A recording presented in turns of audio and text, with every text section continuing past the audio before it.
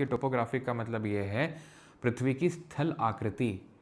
पृथ्वी के ऊपर अभी तक जो देख रहे थे वो सब जियोलॉजी था, अर्थ के इंटीरियर में जा रहे थे। जिसके फादर किनको बोल रहे थे जल्दी से कमेंट करके बताइए, जिनका नाम जे से स्टार्ट होता है।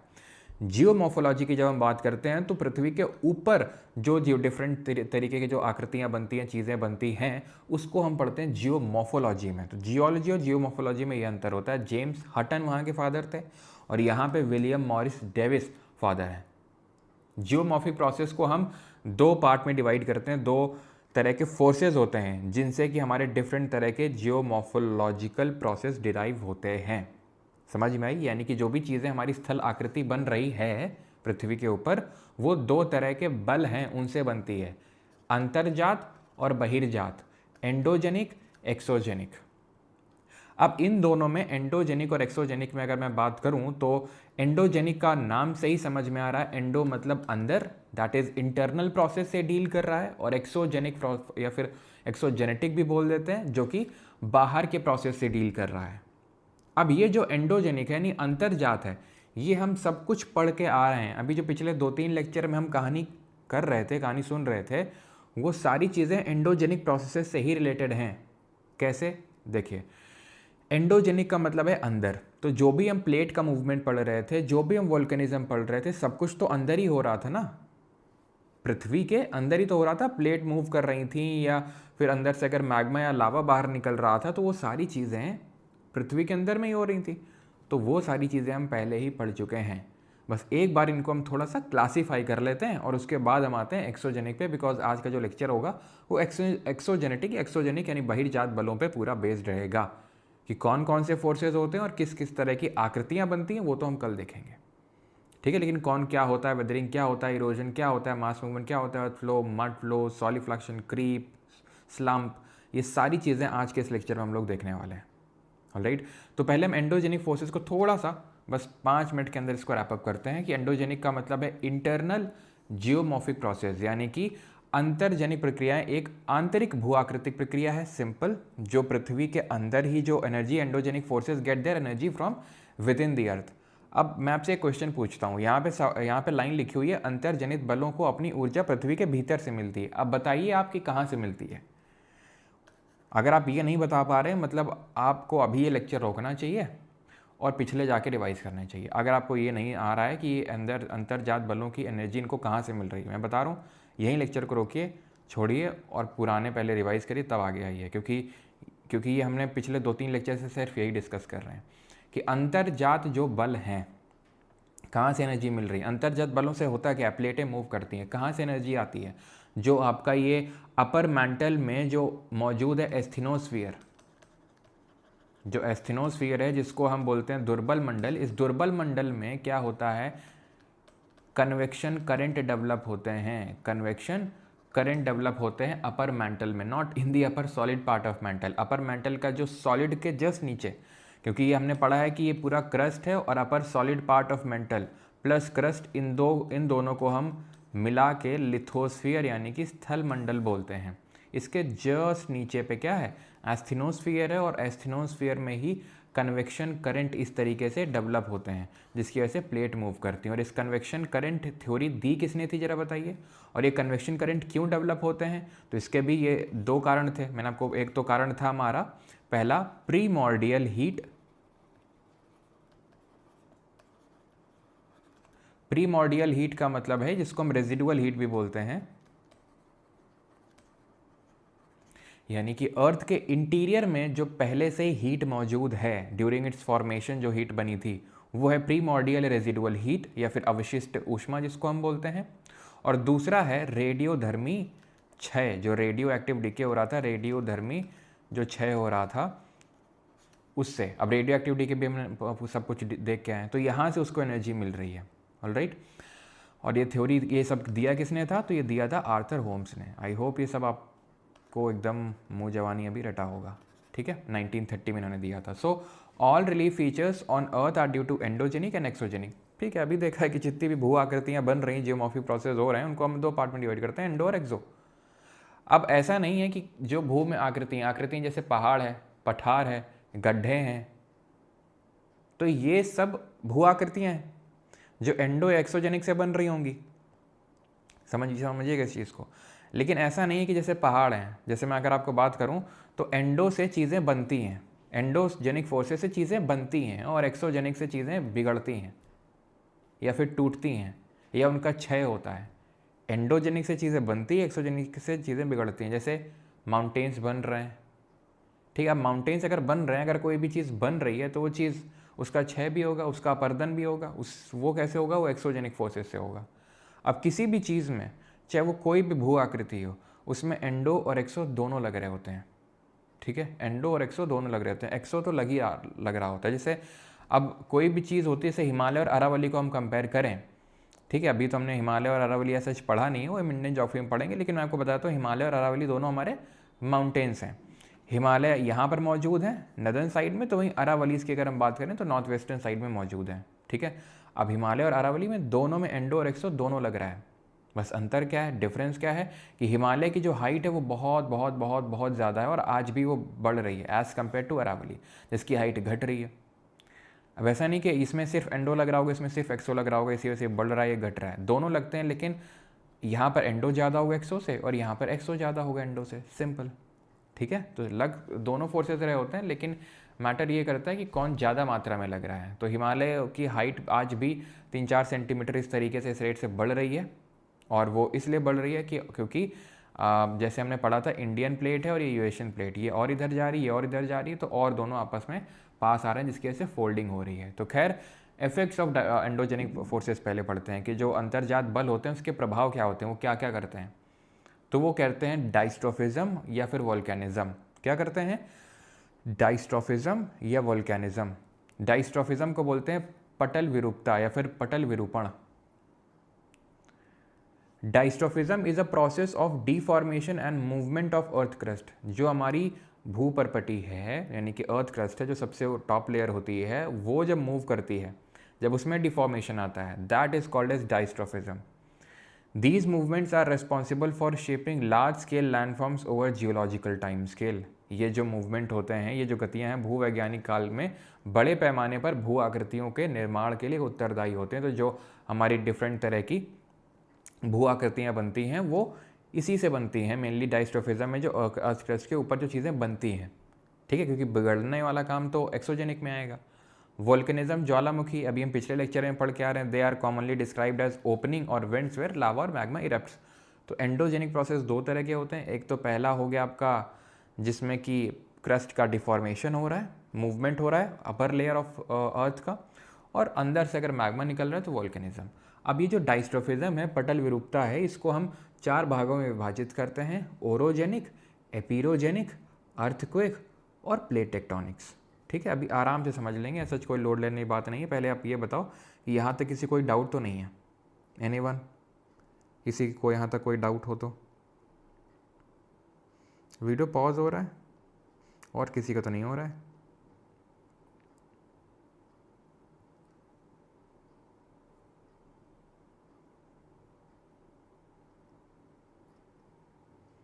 वॉल्जेस माउंटेन फ्रांस में है। कल पीसीएस का एग्ज़ाम था, बहुत फ़ायदा हुआ आपके पढ़ाने से, थैंक यू। ओके,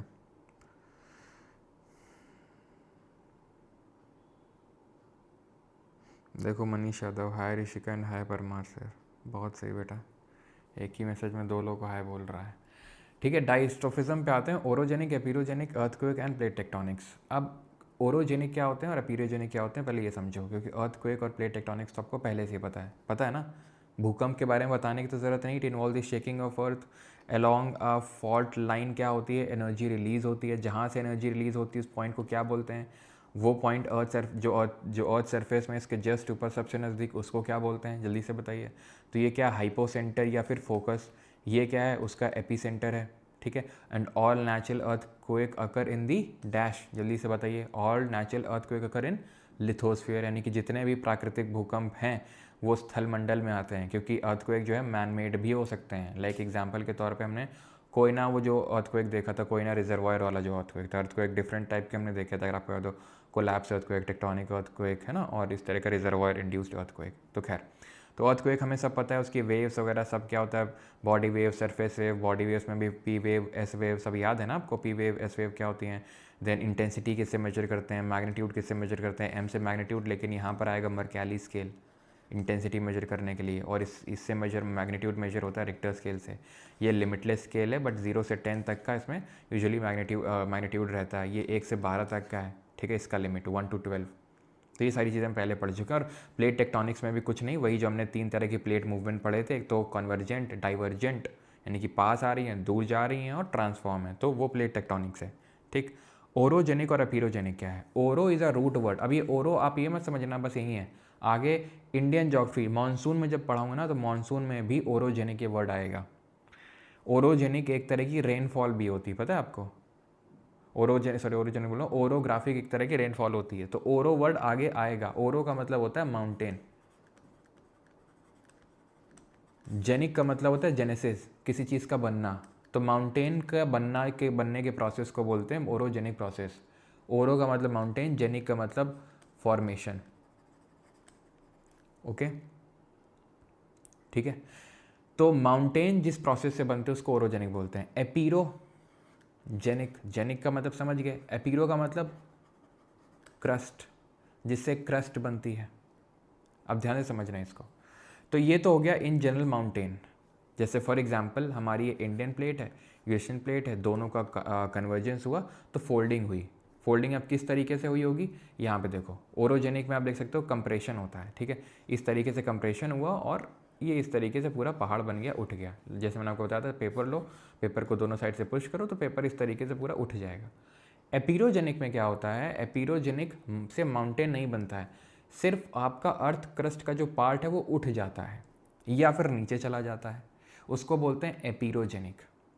अपलिफ्ट होगा या सब्सिडेंस होगा, यानी कि अगर हम देखें तो ओरोजेनिक में कैसा मूवमेंट हो रहा है, हॉरिजॉन्टल मूवमेंट हो रहा है, और यहाँ पे कैसा मूवमेंट हो रहा है, वर्टिकल मूवमेंट हो रहा है। ये एक बहुत ही लार्ज लैंड मास में होता है एपीरोजेनिक। ये थोड़ा सा ओरोजेनिक जो है थोड़े से उतने लार्ज एक्सटेंट में नहीं होता, उतने बड़े पार्ट में नहीं होता है, ये थोड़ा सा स्लो होता है इसके कंपैरिजन में। किसके? ओरो के कंपैरिजन में, यानी ओरो इसके कंपैरिजन में फास्ट होता है। वैसे ये भी कोई ऐसा नहीं कि तुरंत कुछ 15-20 साल, मिलियंस ऑफ ईयर्स लगते हैं, लेकिन इसको एपीरोजेनिक को और बहुत ज़्यादा साल लगते हैं। जैसे अगर मैं आपको एग्जांपल दूं तो ओरोजेनिक से बने हैं हमारे हिमालयास, ठीक, ओरो यानी कि माउंटेन। और जैसे कि अगर मैं बात करूं अपने पेनिनसुलर प्लेट्यू का, प्रायद्वीपीय पठार, अब सर ये क्या होता है, तो इसीलिए ना मैं ज़्यादा यहाँ पर बताता नहीं हूँ, लेकिन बस एग्जांपल क्योंकि कोट करना था इसलिए बस बता रहा हूँ, ठीक है। अब काफ़ी लोग हो सकता है यहाँ पर ये डाउट क्रिएट हो जाए कि सर एपीरोजेनिक जो है ये लगता है ब्लॉक माउंटेन है क्या, इसी से ब्लॉक माउंटेन बनता है क्या? नहीं भैया, माउंटेन बनता ही नहीं एपीरोजेनिक से। एपीरो का मतलब होता है उठ जाना। अब इसके पीछे की साइंस हमें नहीं जाननी है, ठीक है, ना ही आपके एनसीईआरटी वगैरह में देखने को मिलेगी, वो थोड़े से हायर लेवल पे जब जाते हो, और वो भी अब यूपीएससी में जब आपका ज्योग्राफी मेंस ऑप्शनल होता है, ठीक है, ज्योग्राफी ऑप्शनल होता है, देन आपको ये पढ़ना होता है कि भाई यहाँ पर एक आइसोस्टेसी का कॉन्सेप्ट लगता है, ठीक है, आइसोस्टेटिक मूवमेंट की वजह से एपीरोजेनिक मूवमेंट होता है। लेकिन जैसे मैंने आपको बताया उतना डीप में नहीं जाना, बाकी तो आइसोस्टेसी थोड़ा बहुत मैंने आपको पहले भी बताया था, ठीक है। तो बस इतना समझ लो कि एपीरो में वर्टिकल मूवमेंट होता है, ज़्यादातर वर्टिकल ही होता है, जिसकी वजह से चीज़ें उठेंगी या धंसेंगी।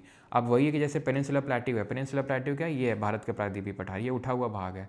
ये क्या है, ये गिरा हुआ भाग है, ये वेस्टर्न घाट, ये गिरा हुआ भाग है। तो गिरा पता है कैसे है, वो उसको एपीरोजेनिक मूवमेंट ही बोलते हैं, जो पश्चिमी घाट हैं। लेकिन अभी क्या है क्या नहीं है वो इंडियन ज्योग्राफी में पढ़ेंगे, लेकिन इसीलिए अभी मैंने आपको बता दिया। तब वहाँ पर जब मैं आपको बताऊँगा ये चीज़ें कि ये सबसाइडेड है, वेस्टर्न घाट नीचे की ओर धंसा हुआ है, तो फिर मैं वहाँ पर अगर आपको बोलूँगा एपीरोजेनिक, तो आपको ऐसा नया नया ना लगे कि एपीरोजेनिक क्या होता है, ठीक है। तो चीज़ समझ में आ गई। ओरो से माउंटेन बन रहा है जो जनरली हॉरिजॉन्टल होता है, और एपीरो से या तो अपलिफ्टमेंट या सबसिस्टेंस हो रहा है अर्थ की क्रस्ट का, माउंटेन नहीं बन रहा है इससे, ठीक है।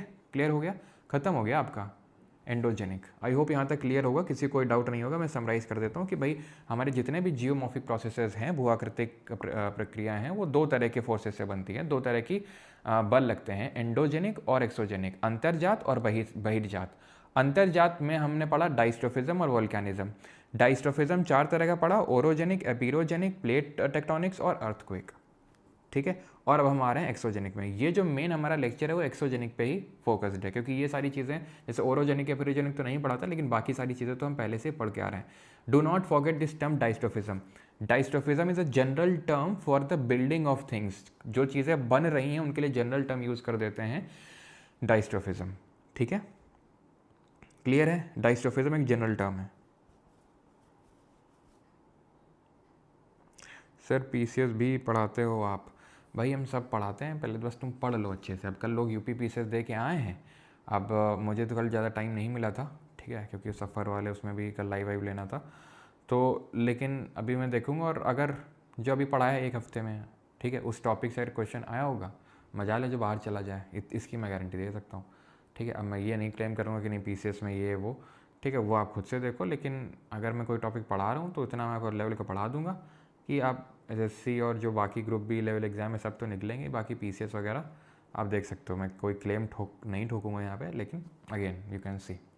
खैर, तो एक्सोजेनिक प्रोसेस पे आते हैं, बहिर्जात जो प्रक्रियाएं होती हैं उस पे आते हैं, ठीक है। अंतर्जात हम समझ गए, अब बहिर्जात पे सिंपल, बाहर वाली जो फोर्सेज लग रही हैं उनको बहिर्जात बोलेंगे। It is a geological process that अगर in the earth surface due to external forces. जो बाहरी बलों की वजह से जियोलॉजिकल प्रोसेस में अर्थ सरफेस में जो चेंज हो उसको हम एक्सोजेनिक में रखते हैं। Denudation refers to long term processes that cause the wearing away the earth. Denudation ये क्या होता है सर? अभी मैंने क्या बोला? जो चीज़ें बन रही हैं, माउंटेन बन रहा है, अर्थ क्रस्ट का पार्ट बन रहा है, अर्थक्वेक आ रहा है, प्लेट टेक्ट, सबको डाइस्ट्रोफिज्म बोल देते हैं, ठीक। डाइस्ट्रोफिज्म ऐसे जब डाइस्ट्रोफिज्म बोलूँ ना, तो ऐसे तुम्हारे मन में आ जाना चाहिए कोई चीज़ बन रही है, एंडोजेनिक की वजह से कोई चीज़ बन रही है, ठीक है।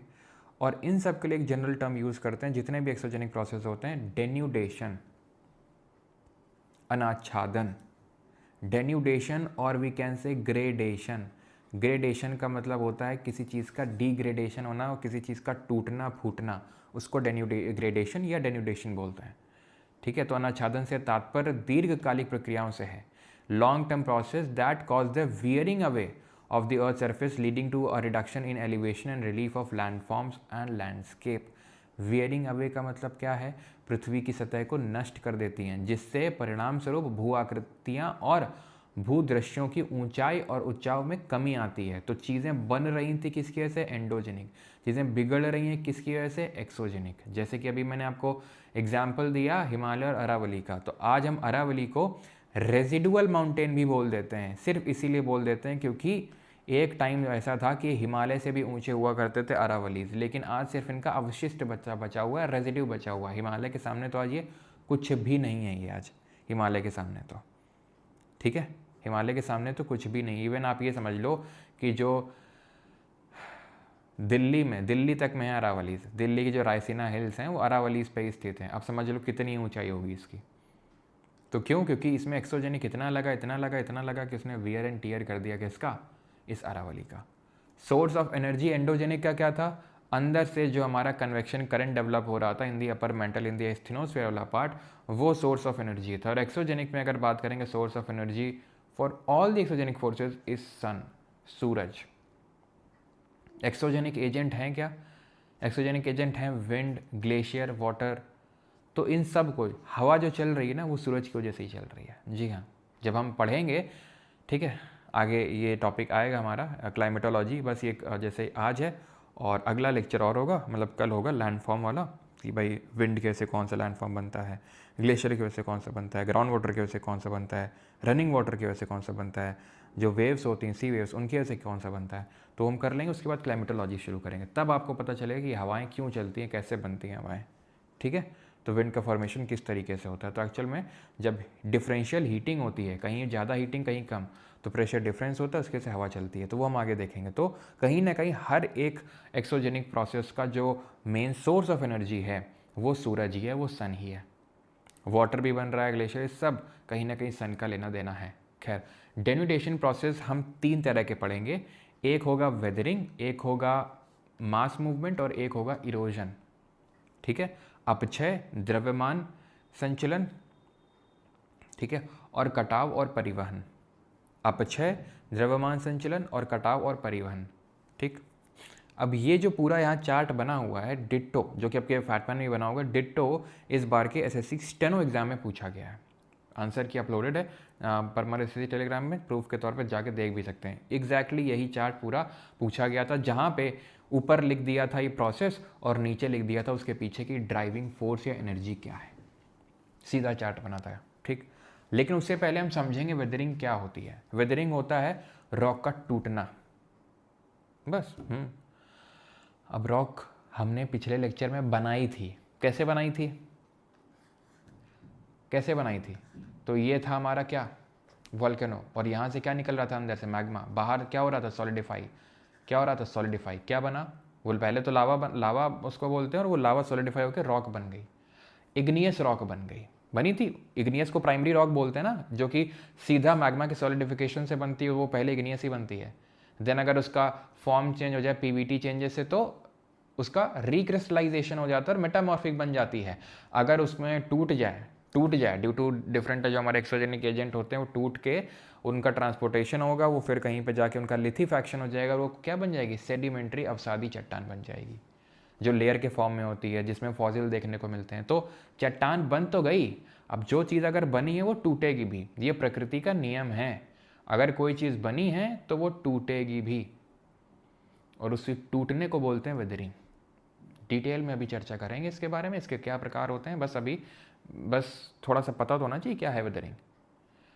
अब मास मूवमेंट क्या, द्रव्यमान संचलन। आपने देखा होगा कि कभी भूस्खलन हो जाता है एकदम से, कभी पहाड़ पूरा मतलब पहाड़ का बहुत बड़ा हिस्सा गिर जाता है एकदम से, या फिर हिमखलन होता है, मतलब बर्फ़ बहुत ज़्यादा गिर जाती है पहाड़ी जो आपके ये अगर आप हिमालय वगैरह में देखो, तो वो सब मास मूवमेंट में हम पढ़ेंगे। और इरोजन और कटाव का मतलब होता है, परिवहन का मतलब ये होता है कि कोई चीज़ का मूव करना, कोई चीज़ मूव कर रही है। वेदरिंग में कोई चीज़ मूव नहीं कर रही है। मास मूवमेंट में मूवमेंट हो रहा है, लेकिन वो किस वजह से हो रहा है, वो ग्रेविटी की वजह से हो रहा है भाई, ग्रेविटेशनल फोर्स की वजह से हो रहा है। एक काम क्यों ना करते हैं, ये चार्ट को तुम भूल जाओ कि तुमने ये चार्ट देखा भी था कभी ज़िंदगी में। वेदरिंग से शुरू करते हैं, वापस आएंगे इस चार्ट पे, तब तुम्हें ज़्यादा समझ में आएगा, ठीक है। वेदरिंग का मतलब होता है अपक्षय। क्या बताया अभी मैंने, टूटना चट्टान का, ठीक है, चट्टान का टूटना, चट्टान का टूटना। अब ध्यान से सुनना, जो चट्टान टूटेगी, जहाँ पे वो बैठी हुई है वहीं पे वो टूट जाएगी, इसलिए इसको इन सितु प्रोसेस बोलते हैं ज्योग्राफी में। और इसको यूज़ करूँगा मैं एनवायरमेंटल साइंस पढ़ाते वक्त। इन सितु का मतलब है जहाँ पे है वहीं पे। एक्स सितु का मतलब होता है किसी चीज़ का मूवमेंट हो जाना, ट्रांसपोर्टेशन हो जाना, किसी अपनी ओरिजिनल प्लेस से वो खिसक जाना, उसको एक्स सितु बोलते हैं। इन सितु का मतलब होता है जहाँ पे है वहीं पे वो टूट गई, that is in सितु।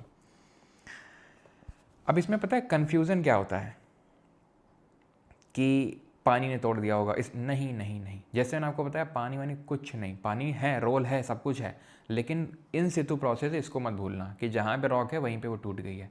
Weathering is the process of rocks and minerals breaking down और dissolving on the earth surface. Mineral से ही रॉक बनती है, तो ऑब्वियस से बात है मिनरल का भी यहाँ पे लेना देना होगा।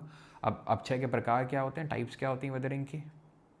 तो पहला तो है फिजिकल वेदरिंग, दूसरा है केमिकल वेदरिंग, और तीसरा है बायोलॉजिकल वेदरिंग।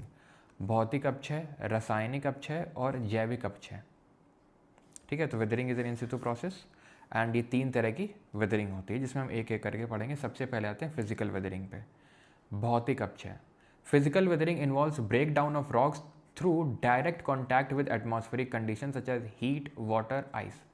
डायरेक्ट कॉन्टैक्ट की वजह से, जैसे कि बहुत धूप पड़ रही है, गर्मी, बारिश हो रही है, बर्फ़ पड़ी हुई है, उसकी से टूटता ही है, उसके से जो रॉक टूटती है उसको बोलते हैं फिजिकल वेदरिंग, ठीक। फिजिकल वेदरिंग के भी 4 तरह की फिजिकल वेदरिंग होती है। पहला और दूसरा सिमिलर तरीके के, अनलोडिंग एंड एक्सपेंशन।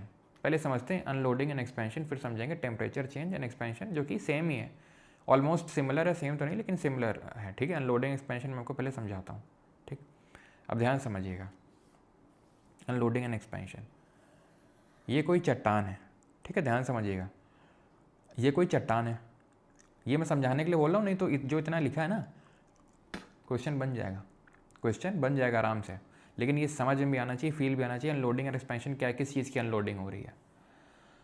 तो जो रॉक है, रॉक डिफरेंट इस तरीके के होगा, ठीक है, लेयर्स में होंगी वो, सिंपल। तो आप मुझे बताइए जो सबसे बाहर वाली है, जो सबसे बाहर वाली है, ये सबसे बाहर वाली, इसमें पूरी तरह का एक्सपोजर हो रहा होगा, पूरा एकदम एक्सपोजर हो रहा होगा कि नहीं। जैसे कि फॉर एग्जांपल तुम्हारी स्किन है जो एकदम आउटर लेयर, वो डायरेक्ट कांटेक्ट में आती है, धूल लकड़ स्मोक इन सब के डायरेक्ट कांटेक्ट में आती है। फिर तुम क्या करते हो, फिर तुम फेस वॉश लगाते हो, या फिर लड़कियां ज़्यादातर क्या करती हैं, एक्सफोलिएशन वाली क्रीम लगाती हैं, और आपकी जो ऊपर वाली स्किन है वो पूरी निकल जाती है, एक्सफोलिएट हो जाती है, और आपकी चमचमाती हुई क्या निकल आती है, स्किन निकल आती है। तो उसी तरीके से ये जो आउटर लेयर है, इसमें एटमॉस्फेरिक, चाहे वो पानी पड़ रहा हो, चाहे वो धूप पड़ रही हो, ठीक है, जो भी, चाहे हवा की वजह से जो धूल के कण इसमें टकराते हैं, धीरे धीरे धीरे बहुत सालों तक अब्रेजन होता रहता है। अब्रेजन मतलब का होता है कि जैसे धूल धक्कड़ के जो पार्टिकल हैं वो टकराते हैं, तो उसको हम अब्रेजन बोलते हैं। तो ये सारी चीज़ें इस पर हो रही होंगी, तो धीरे धीरे तो टूट जाएगी ये, धीरे धीरे टूट जाएगी, धीरे धीरे टूट जाएगी, टूट गई पूरी। अब कौन बचा, वो तो चला गया। तो इससे इन सबसे लोड कम हुआ कि नहीं हुआ। जैसे इससे फॉर श्योर तो लोड कम हुआ होगा, सबसे हुआ होगा, लेकिन इसने ज़्यादा फील किया होगा दूसरी वाली ने, जो दूसरी लेयर है जो अब टॉप लेयर बन चुकी है। और इसके पार्टिकल्स अब एक्सपैंड किए होंगे, क्यों, क्योंकि अभी वो दबे थे ऊपर वाली लेयर में, अब क्योंकि वो पहले दबे थे, अब वो हट गए, चली गई, तो क्या है, धीरे से एक्सपैंड हो जाएंगे वो। तो अनलोडिंग की वजह से क्या हुआ, एक्सपेंशन हुआ। अब क्योंकि एक्सपेंशन हुआ और अब इस पर भी वही सेम तरीके का जो एटमॉस्फेरिक कंडीशन है वो पड़ेंगे, तो इसमें क्या होगा, ये निकलेगी, और फिर अनलोडिंग कैसे, और एक्सपेंशन होगा।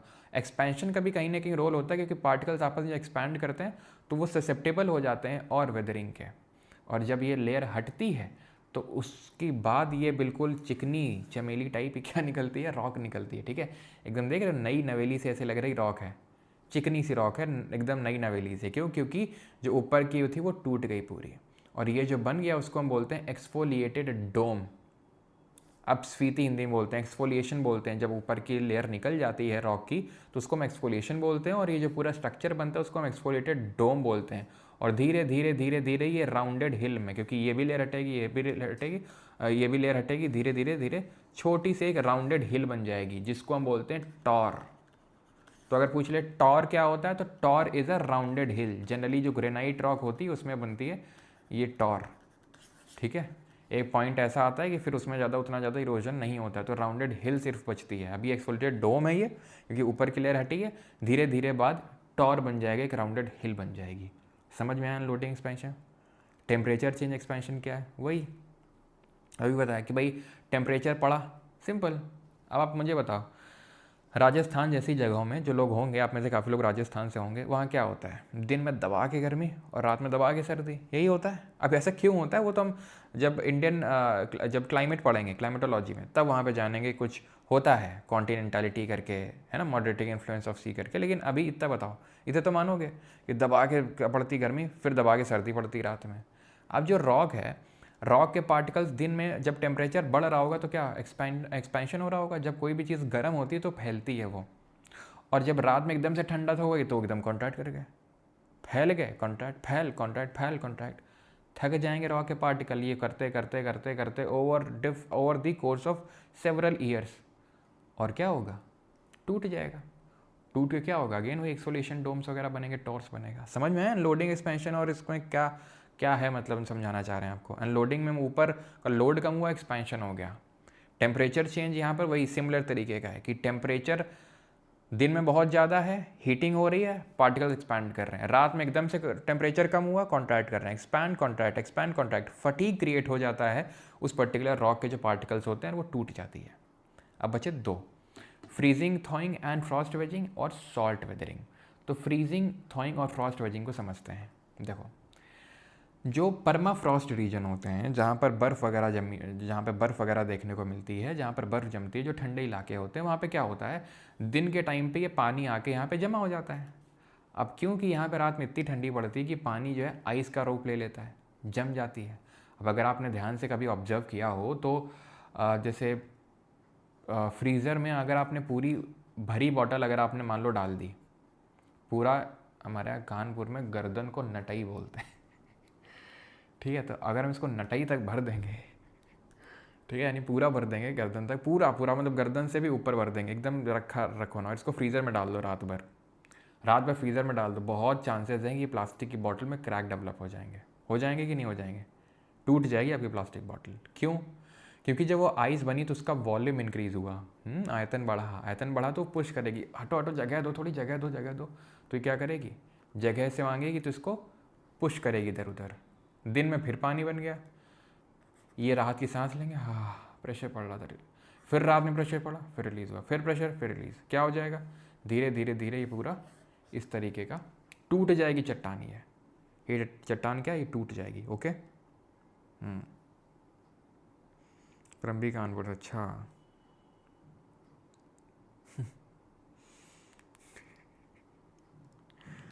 चलो भाई, तो समझ में आया, ठीक, समझ में आ गया। फ्रॉस्ट वेजिंग कुछ नहीं, वेज ये जो ऐसा ये बना ना, इसको ऐसा, इस स्ट्रक्चर को वेज बोलते हैं। हिंदी में इसको बोलते हैं तुषार वेजिंग, हिंदी में बोलते हैं तुषार वेजिंग, ठीक है। कोई तुषार नाम का है क्या यहाँ पे? फिर आते हैं सॉल्ट वेदरिंग पे। सॉल्ट, नमक से वेदरिंग, हाँ नमक से वेदरिंग करवा देते हैं हम। कैसे, देखो, ऐसे इलाके, राजस्थान जैसे इलाके जहाँ पे बहुत क्या होता है, रेट ऑफ इवापोरेशन होता है, ठीक है, बहुत रेट ऑफ इवापोरेशन होता है। इसी को हम कंसिडर कर लें, इसी को ही, ठीक है, इसको कंसिडर करो। पानी भरा, अब क्योंकि यहाँ पे रेट ऑफ इवापोरेशन बहुत ज़्यादा है, क्योंकि धूप बहुत पड़ती है, तो पानी पूरा चला जाएगा यहाँ से, वाष्पीकरण हो जाएगा, बचेगा क्या, नमक, सॉल्ट। क्यों? सॉल्ट एक तो ये वाटर में होगा, प्लस जब सॉल्ट यहाँ पे आया होगा, बैठा होगा, तो इसने इसके कुछ मिनरल्स को डिजॉल्व कर लिया होगा कुछ, ठीक है, और सॉल्ट निकाल लिया होगा, ठीक है, मिनरल सॉल्ट बच गया वो।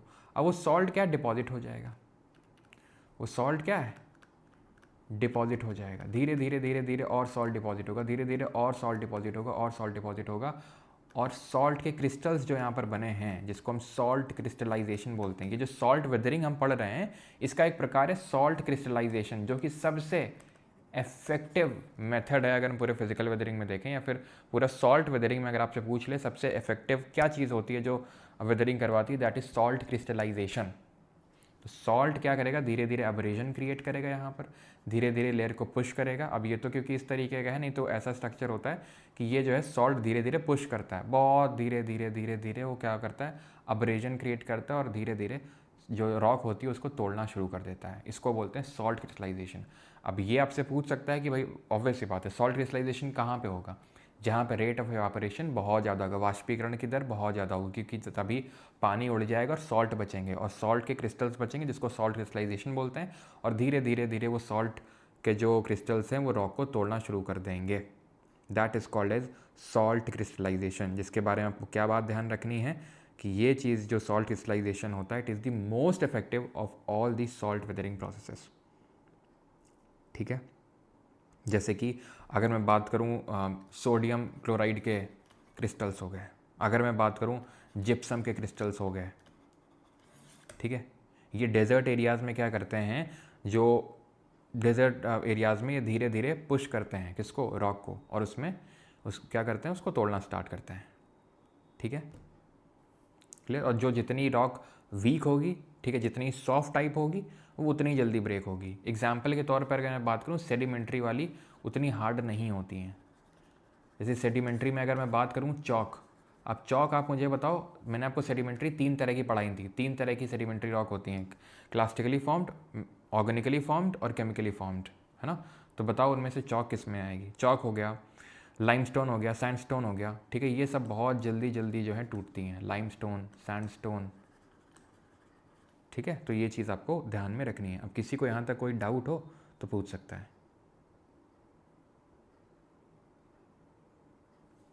फिर सॉल्ट, भाई सॉल्ट ऐसे तोड़ देगा क्योंकि सॉल्ट में भी एक्सपेंशन और कंट्रैक्शन होता है। जब वो एक्सपैंड करेंगे, ठीक है, जब टेम्परेचर बहुत ज़्यादा होगा, हाई टेम्परेचर में अगर आपका पानी एक्सपैंड करता है, उसी तरीके से हाई टेम्परेचर में आपका जो सॉल्ट के क्रिस्टल्स है उनमें भी एक्सपेंशन होगा, ठीक है। और जब एक्सपेंशन होगा तो ऑब्वियस सी बात है, वो पुश करेंगे, और पुश करेंगे तो रॉक टूटेगी, ठीक, क्लियर हो गया। चलो, तो ये सारी चीज़ें क्लियर हो गई। अब आते हैं केमिकल वेदरिंग पे। अब नाम से ही समझ में आ रहा है, वहाँ पर डायरेक्ट कांटेक्ट हो रहा था पानी का या फिर हवा का, या फिर हमने देखा कि सॉल्ट क्रिस्टल्स का। केमिकल वेदरिंग में क्या है, रासायनिक अपक्षय में क्या है कि यहाँ पर केमिकल का फॉर्मेशन होता है, कुछ ना कुछ तो इस तरीके का केमिकल रिएक्शन टाइप होती है, जिसकी वजह से केमिकल वेदरिंग यानी कि रासायनिक अपक्षयन होता है, ठीक। सर नोट टेलीग्राम पर मिल नहीं रहे हैं। बेटा लगता है तुमने कोई गलत टेलीग्राम ज्वाइन कर लिया है ना, क्योंकि टेलीग्राम में तो नोट्स वैसे भी नहीं मिल रहे हैं। नोट्स तो आपके परमार अकेडमी ऐप पे मिल रहे हैं। ठीक है, हो सकता है कि आपने वो 50-100 रुपये वाला बैच तो नहीं ज्वाइन कर लिया जो इधर उधर बिकते रहते हैं। और भाई उनका मैं बता रहा हूँ, उनका कोई भरोसा नहीं रहता है। ठीक है, मैं तुम्हें बस वो दे रहा हूँ एक वार्निंग, क्योंकि जैसे एक हमारी जैसे टीम होती है अलग से, उसका काम यही होता है उनको आइडेंटिफाई करना कि कहाँ पर इस तरीके का कॉपीराइट इन्फ्रिंजमेंट हो रहा है और उनको हटाना उस कॉपीराइटेड कंटेंट को, चाहे वो यूट्यूब पे हो चाहे टेलीग्राम पे। तो मुझे खुद नहीं पता रहता कौन कैसा क्या, लेकिन हाँ तो थोड़ा सा ना सतर्क रहें इस चीज़ से। और जो कुछ ज़्यादा ही करते हैं, रिपीटेड करते हैं, तो फिर उनके खिलाफ लीगल एक्शन लिया जाता है। लीगली जब प्रोसेस स्टार्ट होता है तब उनको प्रॉब्लम होती है कि सर हम जो स्टूडेंट हैं ये है वो है ना। खैर, तो केमिकल वेदरिंग पे स्टार्ट करते हैं। Chemical weathering involves decomposition of rocks through chemical reactions such as oxidation, reduction, carbonation, solution, hydration. तो ये क्या है, प्रकार हैं रासायनिक अपक्षय के। केमिकल वेदरिंग के टाइप्स हैं, एक एक करके समझते हैं, आपको समझ में आएगा। सोल्यूशन पे आते हैं सबसे पहले। सोल्यूशन, ठीक है, सोल्यूशन का मतलब क्या है। यहाँ पे एक दिन पिक्चर्स लगी हैं। ठीक, तो यहाँ पर सोल्यूशन कब होता है, देखो सोल्यूशन तब होता है जब रॉक इतनी सॉफ्ट हो कि वो जब उसमें पानी पड़े तो वो घुल जाए, पानी पड़े तो घुल जाए, और घुलते घुलते घुलते घुलते ऐसे घुल गई, खोखली हो गई। क्यों, क्योंकि इसके जो मिनरल्स थे वो वाटर या एसिड में डिज़ोल्व हो गए। ये कहाँ पर देखने को मिलता है, जो सॉल्युबल ऐसे मिनरल्स हों जो सॉल्युबल नेचर के हों, सॉल्युबल रॉक फॉर्मिंग मिनरल्स हों, जैसे कि नाइट्रेट्स। ये पूछ सकता है आपसे, ठीक है, तो थोड़ा बताया तो नाइट्रेट्स। पहला सवाल तो यही बनेगा, टाइप्स क्या होते हैं। सल्फेट्स, ठीक है, पोटेशियम, ये क्या होते हैं, rock soluble rock forming minerals होते हैं, जो बड़ी जल्दी ये वाटर में डिज़ोल्व हो जाते हैं। ठीक है, या फिर बड़ी जल्दी इनका लीचिंग हो जाता है। लीचिंग का मतलब होता है ज्योग्राफी में किसी चीज़ का वॉश आउट हो जाना। इंपॉर्टेंट मिनरल जब पानी पड़ता है तो अगर वो वॉश आउट हो जाए उसको लीचिंग या निच्छालन प्रक्रिया बोलते हैं। तो बचता क्या है, ये बचता है, खोखला हो जाता है। ठीक है, तो मिनरल जैसे कि आपके कैल्शियम कार्बोनेट हो गए, ठीक है, कैल्शियम कार्बोनेट हो गए, या फिर आपका कैल्शियम मैग्नीशियम बाइकार्बोनेट हो गए। तो ये क्या होते हैं, जब ये लाइमस्टोन में देखने को मिलते हैं, जो बहुत ज़्यादा सॉल्युबल होते हैं। बहुत ज़्यादा सॉल्युबल होने की वजह से क्या होते हैं, ये घुल जाते हैं। ठीक है, तो ये चीज़ ध्यान रखना, जो लाइमस्टोन टाइप रॉक होती है जो कि थोड़ी सी वीक होती है, उसमें आपको देखने को मिलता है ये सोल्यूशन। ये क्या है, हाइड्रोलिसिस, या फिर जिसको हम बोलते हैं हाइड्रेशन।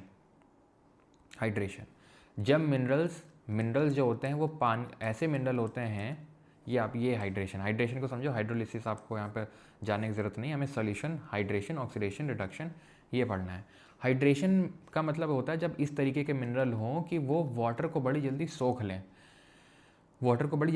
लें, जैसे कि अगर मैं बात करूँ एनहाइड्राइड, जिसको हम कैल्शियम सल्फेट बोलते हैं, CaSO4, उसकी बड़ी खासियत है कि बहुत जल्दी पानी को एब्जॉर्ब कर लेता है और जिप्सम बना देता है। CaSO4.2H2O, जब दो वाटर के क्रिस्टल्स अटैच हो जाए एनहाइड्राइड यानी कैल्शियम सल्फेट से, तो जिप्सम बन जाता है।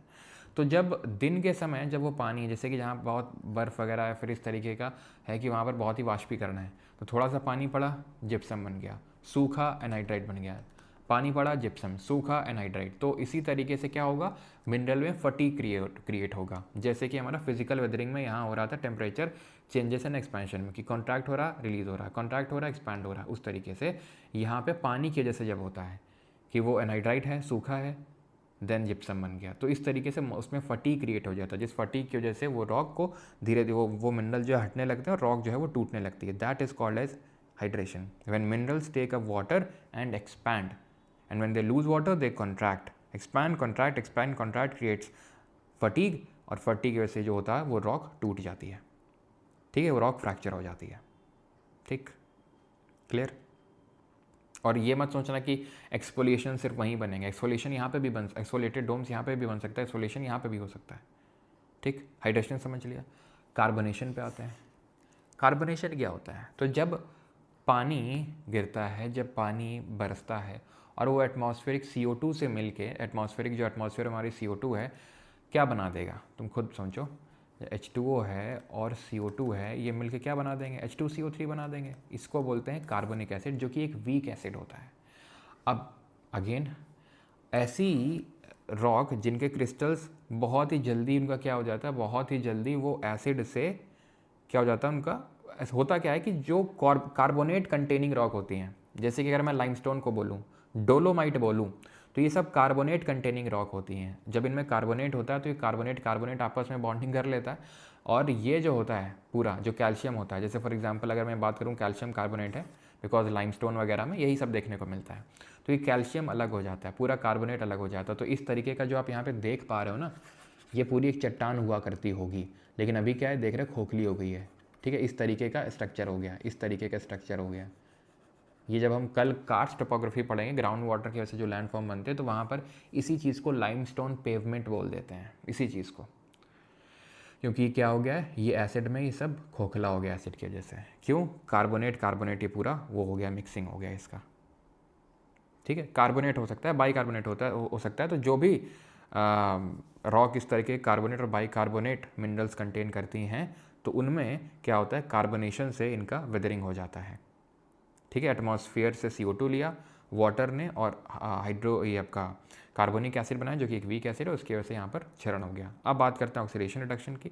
तो बहुत सिंपल है ये भी, जैसे कि आपने देखा होगा कि अगर आप क्या बोलते हैं आयरन स्टिक है, फिर कोई भी लोहे की चीज़ है, बाहर रखते हो तो जंग लग जाती है। जंग क्यों लग जाती है? पानी वानी पड़ता है और उसमें ऑक्सीडेशन हो जाता है, उसी को बोलते हैं रस्टिंग। केमिस्ट्री में हम पढ़ेंगे रस्टिंग जो होती है वो एक ऑक्सीडेशन रिएक्शन होती है। ऑक्सीडेशन का मतलब कुछ नहीं, ऑक्सीजन का अंदर ले लेना, that is called oxidation. Oxidation का अंदर ले लेना और उसकी वजह से यहाँ पर किसी चीज़ का अपक्षय हो जाना इज कॉल्ड एज ऑक्सीडेशन। इसी तरीके से रिडक्शन भी होता है, लेकिन रिडक्शन क्या होता है, रिडक्शन में बस ध्यान ये रखना है कि ये जो है वाटर टेबल के नीचे जो चीज़ें होती हैं, वाटर टेबल के नीचे भी जो रॉक्स हैं, पानी के नीचे भी तो रॉक्स मौजूद हैं, ठीक है। बिलो दी वाटर टेबल जो रॉक्स हैं, वहाँ पर क्या होता है, वहाँ पर बिल्कुल ऑक्सीजन नहीं होता है, बिल्कुल भी ऑक्सीजन नहीं होता। तो ऑक्सीजन की कमी से अगर वेदरिंग होने लगे रॉक्स की, तो उसको रिडक्शन बोलते हैं। ऑक्सीजन अगर पड़ रहा है, तो जैसे मैंने आपको बताया, ठीक है, वो रॉक जहाँ पर आपको देखने को मिल रहा है जैसे कि आयरन, Fe से डिनोट करते हैं, ठीक है, iron, manganese, that is Mn, ठीक है। तो ये सब जो मिनरल्स होते हैं, ये कॉमनली क्या होते हैं, इनका ऑक्सीडेशन हो जाता है। सल्फर, इनका बड़ी जल्दी ऑक्सीडेशन हो जाता है, जिसकी वजह से रॉक धीरे धीरे टूटना स्टार्ट कर देती है, ठीक है। और ऐसा नहीं है कि एक रॉक में सिर्फ एक ही चीज़ होता है कि सर कुछ लोग हो सकता लगे कि सर सोल्यूशन और हाइड्रेशन थोड़ा थोड़ा सा सेम है, सिमिलर है। सिमिलर होता है, सेम नहीं है। और ऐसा नहीं कि एक ही चीज़ होता है एक रॉक में, मल्टीपल चीज़ें हो सकती हैं। जैसे मैंने आपको बताया, सोल्यूशन और कार्बोनेशन दोनों ही ये लाइमस्टोन टाइप रॉक में होती हैं, जिसमें ये कार्बोनेट वगैरह होते हैं, है ना। तो ध्यान रखना इस चीज़ का कि ऐसे साथ में होते हैं। जैसे इससे क्या बन गई, केव बन गई, गुफा बन गई, इससे एक अलग तरह की आकृति बन गई, ठीक। तो कल ही हम पढ़ेंगे भी कि जब कार्स्ट टोपोग्राफी पढ़ेंगे, ग्राउंड वाटर लैंडफॉर्म्स, तो वहाँ पर ही हम देखेंगे कि किस तरीके से ये केव बन गई ड्यू टू सोल्यूशन और कार्बोनेशन से, क्योंकि ऊपर पानी पड़ा है।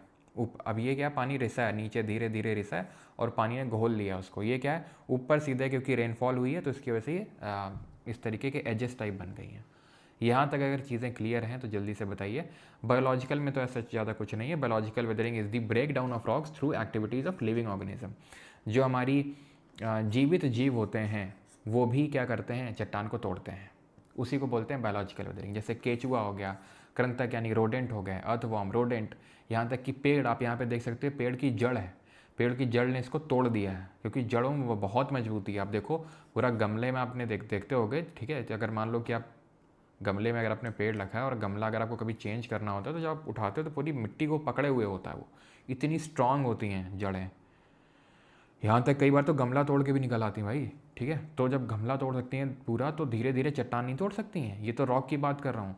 ऐसे ही जो अर्थवॉर्म होते हैं, ये तो जैसे प्लांट हो गया, जैसे आपका एल्गे हो गया, शैवाल, जो काई हो गई, तो काई लग जाती है चट्टान में, काई लग जाती है चट्टान में, धीरे धीरे वो क्या कर देती है, काई तोड़ना स्टार्ट कर देती है धीरे धीरे धीरे। क्यों? क्योंकि जो एल्गे है वो धीरे धीरे क्या लेगा, न्यूट्रिशन लेगा उससे, रॉक से न्यूट्रिशन लेगा, और न्यूट्रिशन यानी मिनरल्स लेगा, और मिनरल लेते लेते धीरे धीरे धीरे उसको वीक कर देगा, क्योंकि वो भी, उसकी भी हल्की हल्की क्या होती हैं, रूट्स होती हैं। बहुत, चाहे भले बहुत ही छोटा हो, लेकिन ओवर दी टाइम वही है कि करत करत अभ्यास जड़ मत होए सुजान। तो वही है यहाँ पे भी कि जब पूरी काई लगेगी, धीरे धीरे धीरे धीरे उसका इरोजन होगा और पूरी रॉक टूटेगी टूटेगी टूटेगी।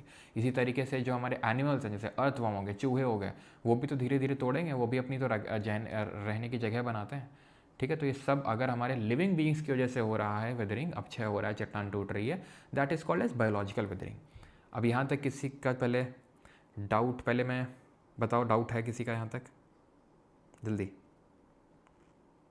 फिर समराइज़ कर दीजिए यार, ये हुई ना बात, फिर समराइज़ कर दीजिए, अभी करते हैं, अभी ठीक करके देता हूँ, रुको। ये क्रिएट किया एक ब्लैंक स्लाइड, कोरा पन्ना, ठीक, देखो तुम्हें दिक्कत हुई होगी इसमें वेदरिंग में, या तो चलो हम पूरा ही समराइज़ करते हैं, ठीक है।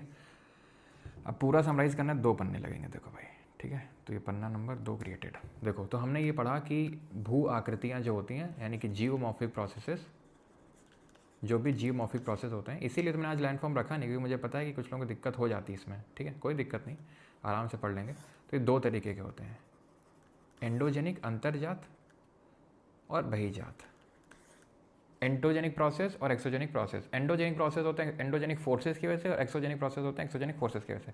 ये चीज़ों को बनाते हैं, ये चीज़ों को बिगाड़ते हैं।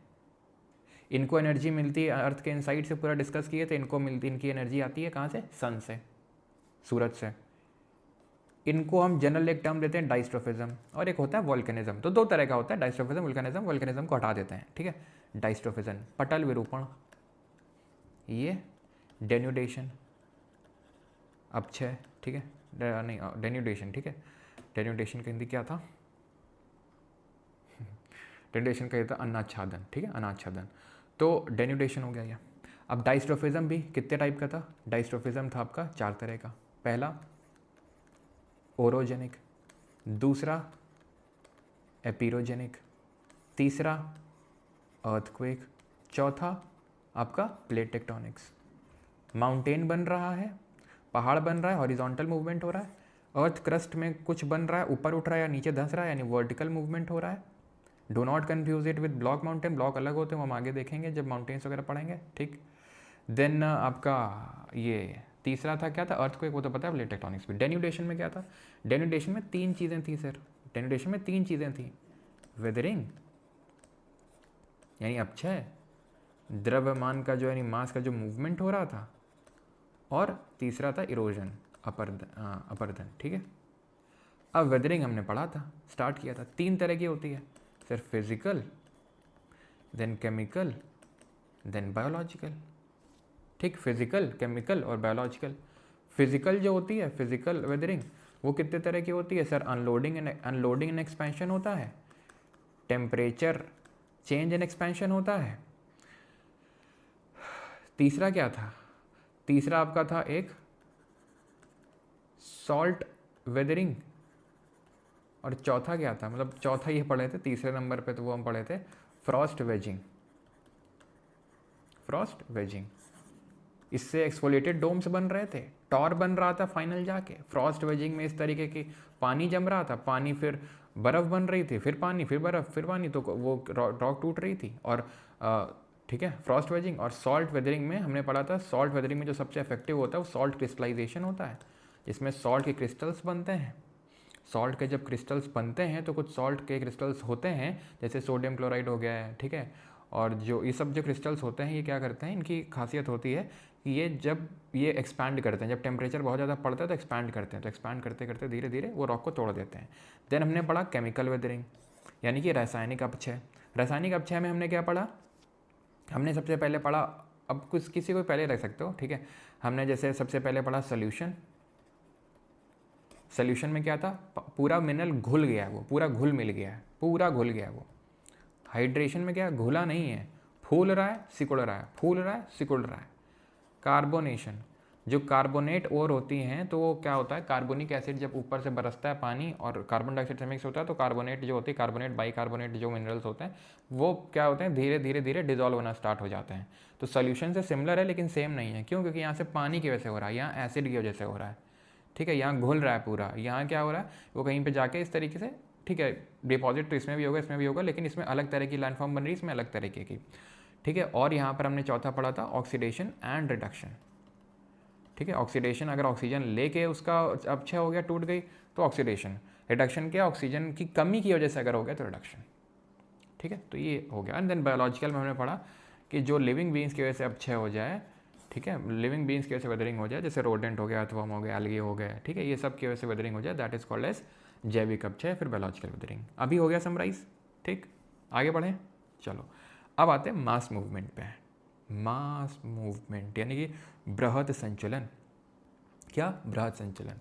It is a down slope, मतलब सारी चीज़ें आपस में ना इंटरकनेक्टेड हैं। बस थोड़ा, मतलब बस 10 मिनट का लेक्चर बाकी है, बस फोकस रहना। तुम फोकस रहोगे ना, आराम से सब समझ में आ जाएगा। लोगों को लगता है कि मतलब ऐसा है वैसा है, बड़ा डिफ़िकल्ट टॉपिक होता है, लेकिन डिफ़िकल्ट कुछ नहीं लगा तुमको कोई डिफ़िकल्ट? बहुत लोगों को डिफ़िकल्ट लगता है, कुछ डिफ़िकल्ट नहीं। इससे कल वाला बहुत लोगों को डिफ़िकल्ट लगता है, तो मज़ा आएगा कल वाले लेक्चर में। तो असली मज़ा तो कल वाले लेक्चर में, आज तो क्या ना वार्म अप टाइप हो रहा है, ठीक है। मास मूवमेंट पे आते हैं। तो मास मूवमेंट का मतलब नाम से समझ में आ रहा है, कोई बड़ा सा मास जो है वो मूव कर रहा है, बड़ा सा द्रव्यमान जो है मूव कर रहा है, ठीक, उसका संचलन हो रहा है। It is a down slope movement, यानी नीचे की तरफ मूवमेंट हो रहा है ऑफ सॉयल, मिट्टी, चट्टान एंड अदर डेब्री, बाकी के जो चीज़ें होती हैं अंडर द इन्फ्लुएंस। अब बाकी की चीज़ों में बाकी जो भी सॉयल रॉक के साथ अटैच्ड है वो सब नीचे आएगा, under the influence of gravity.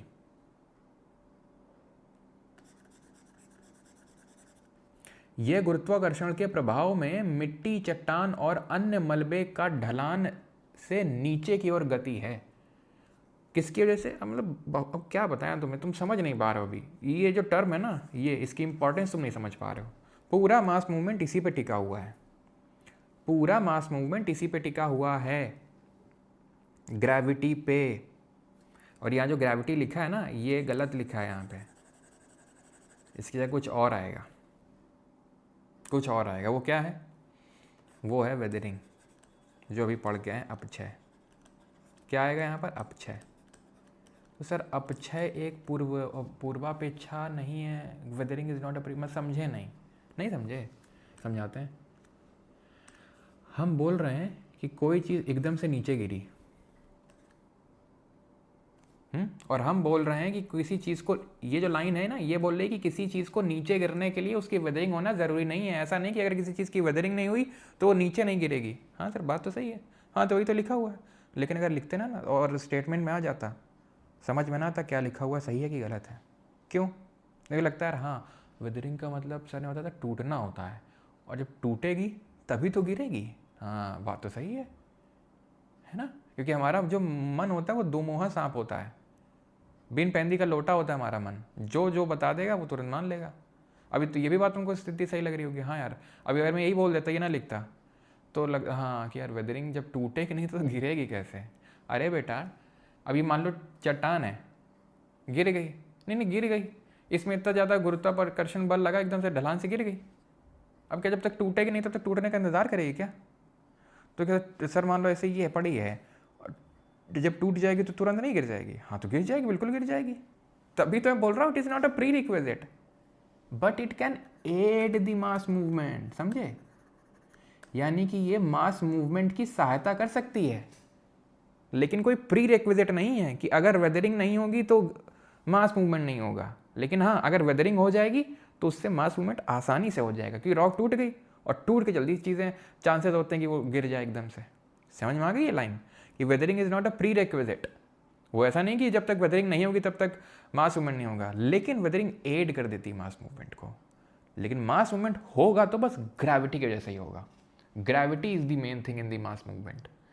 अब मास जो है वो दो तरीके से मूव कर सकता है, धीमे धीमे धीमे और तेज, एकदम से तेजी से।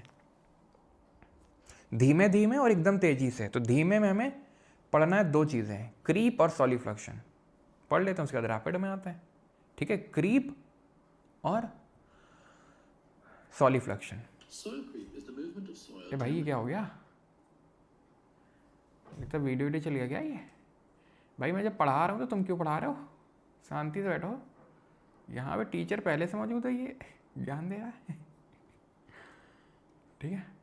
तो ये है सॉयल क्रीप। सॉयल क्रीप में क्या होता है, धीरे धीरे धीरे जो है मिट्टी मूव करना स्टार्ट करती है, धीरे धीरे। अब देखो जब धीरे धीरे, जब बहुत ही कम स्लोप हो, आपने देखा होगा ये जो खंबे वगैरह हैं कभी सीधे हुआ करते थे लेकिन अभी टेढ़े हो गए। आपने टेढ़े हुए देखा? नहीं देखा आपने टेढ़े होते हुए। लेकिन धीरे धीरे धीरे धीरे धीरे वो मिट्टी मूव कर रही थी, इसकी वजह से वो पोल भी, खंबा भी टेढ़ा हो गया। क्रीप का मतलब होता है रेंगना। तो मिट्टी रेंग के इसको टिल्ट कर दी। ओके, अब आते हैं सॉलिफ्लक्शन। ये तो सबको समझ में आ जाता है, क्रीप मतलब रेंगना। सॉलिफ्लक्शन क्या होता है? इसको समझना ध्यान से, ध्यान समझना इसको, बड़ा अच्छा क्वेश्चन बनता है इससे। मिट्टी बड़ी है, ऐसा नहीं लग रहा जैसे जैसे जब हम लोग जैसे एजड हो जाते हैं, जैसे उम्र दराज हो जाते हैं, तो हमारी जो खाल है वो लटक जाती है। जब बूढ़े हो जाते हैं तो खाल लटक जाती है, जैसे गालों की ऊपर ही खाल लटक जाएगी, है ना, जैसे गाल है ऊपर ही खाल लटक जाएगी। ऐसा नहीं लग रहा, कुछ फील आ रहा है तुमको, जैसे लटक सा गया, ऐसे लटक सा गया कुछ, देखो है ना, लटक सा गया ऐसे, कुछ बहा सा है, ऐसा कुछ ऊपर से बहा है, बहा है, धीरे धीरे बहा है। क्या बहा है? मिट्टी बही है। कैसे बही है? ठंडे इलाकों में जहाँ बर्फ जमी रहती है, वहाँ पे जब धूप पड़ती है दिन के समय में, बर्फ यहाँ भी जमी है, बीच में भी जमी है, नीचे भी जमी है, मिट्टी है, मिट्टी भी है, ठीक है, समझना। यहाँ की पिघल गई क्या? बर्फ पिघल के पानी इसमें मिल जाएगा, थोड़ा सा सैचुरेट हो जाएगी ये पानी से, संतृप्त हो जाएगी पानी से, पानी मिल जाएगा। अब पानी किसी चीज़ मिला दोगे तो वो मूव नहीं करेगी क्या? हाँ करेगी तो, लेकिन ये तो अभी भी जमी हुई है, ये तो अभी भी जमी, क्यों? सनलाइट नीचे तक थोड़ी ना गई है, बर्फ़ तो पूरा जमी होगी नीचे तक, लेकिन सनलाइट नीचे तक थोड़ी ना पेनिट्रेट करी, ऊपर ही ऊपर पड़ी है। और जहाँ बर्फबारी हो रही है वहाँ पर इतनी जोर की तो सनशाइन नहीं पड़ेगी कि नीचे तक जाएगी, तो क्या होगा? ये तो मूव कर जाएगा, ये तो मूव कर जाएगा, लेकिन नीचे वहीं रहेगा, नीचे जहाँ बर्फ़ जमी वो वैसे ही रहेगा, और ये चीज़ ऊपर वाली मूव कर जाएगी। तो सोलिफ्लक्शन कहाँ होता है? परमाफ्रॉस्ट रीजन में, जहाँ बर्फ़ जमी होती है। समझ गए? ये है इसमें एकदम फंडा, क्या परमाफ्रॉस्ट लिख के देगा तो परमाफ्रॉस्ट इज अ कीवर्ड। अब परमाफ्रॉस्ट में जहाँ बर्फ़ जमी होती है वहीं क्यों होता है? समझ में आ गई चीज़? Sir plate movement is not a mass movement. Shivam Yadav, हो शिवम यादव, इधर आओ बेटा। Plate movement is not a mass movement बेटा, प्लेट मूवमेंट मास मूवमेंट होगा, है ये जो प्लेट मूवमेंट मास मूवमेंट होगा भाई। मास, वो मास मूवमेंट हम किस में पढ़ रहे हैं? एक्सोजेनिक में पढ़ रहे हैं सर, एक्सोजेनिक में, यानी जो बाहर की ओर लग रहे हैं। प्लेट मूवमेंट अंदर की ओर हो रहा है, और वो बड़ा धीमे धीमे हो रहा है। वो किसी चीज़ का, वो सॉयल रॉक है तो है नहीं ना, सॉयल रॉक और जो अदर डेब्री जो पड़ा हुआ है ज़मीन के ऊपर, उसके मूवमेंट को बोलते हैं मास मूवमेंट, ठीक है। प्लेट के मूवमेंट को आप मास मूवमेंट नहीं बोलते हो। और अगर ठीक है कि सर वो भी तो स्लो है, वो स्लो नहीं है ना, वो एक्सट्रीमली स्लो है वो भाई मिट्टी तो, अब तुमको लगता है ऐसे खंबे वंबे मूव करते हैं ये, ठीक है, एक सेकेंड, ये जो खंबे वगैरह मूव कर देते हैं, कितने साल हो सकता है कि आपने देखा हो 5-6 महीने बाद, बरसात के बाद मूव कर दिया। प्लेट्स को भाई आप पूरा, आपका पूरा जीवन कट जाएगा, मान लेते हैं आप 100 साल भी जीते हैं, तो भी वो मुश्किल से हो सकता है कि 10 सेंटीमीटर ही मूव करें, 10 सेंटीमीटर, समझ रहे हो, ना के बराबर। तो उसको उसमें नहीं रखना है, ठीक है, प्लेट मूवमेंट को इसमें, ओके, ठीक है। अब आते, ये चीज़ समझ में आ गई? किसी को यहाँ तक कोई डाउट तो नहीं है स्लो वाले में कि क्रीप क्या होता है? धीरे धीरे रेंगना सॉइल का। और सॉलिफ्लेक्शन क्या होता है? सॉलिफ्लेक्शन होता है वो भी धीरे धीरे होता है, लेकिन वो परमा फ्रॉस्ट रीजन पे होता है, ओके।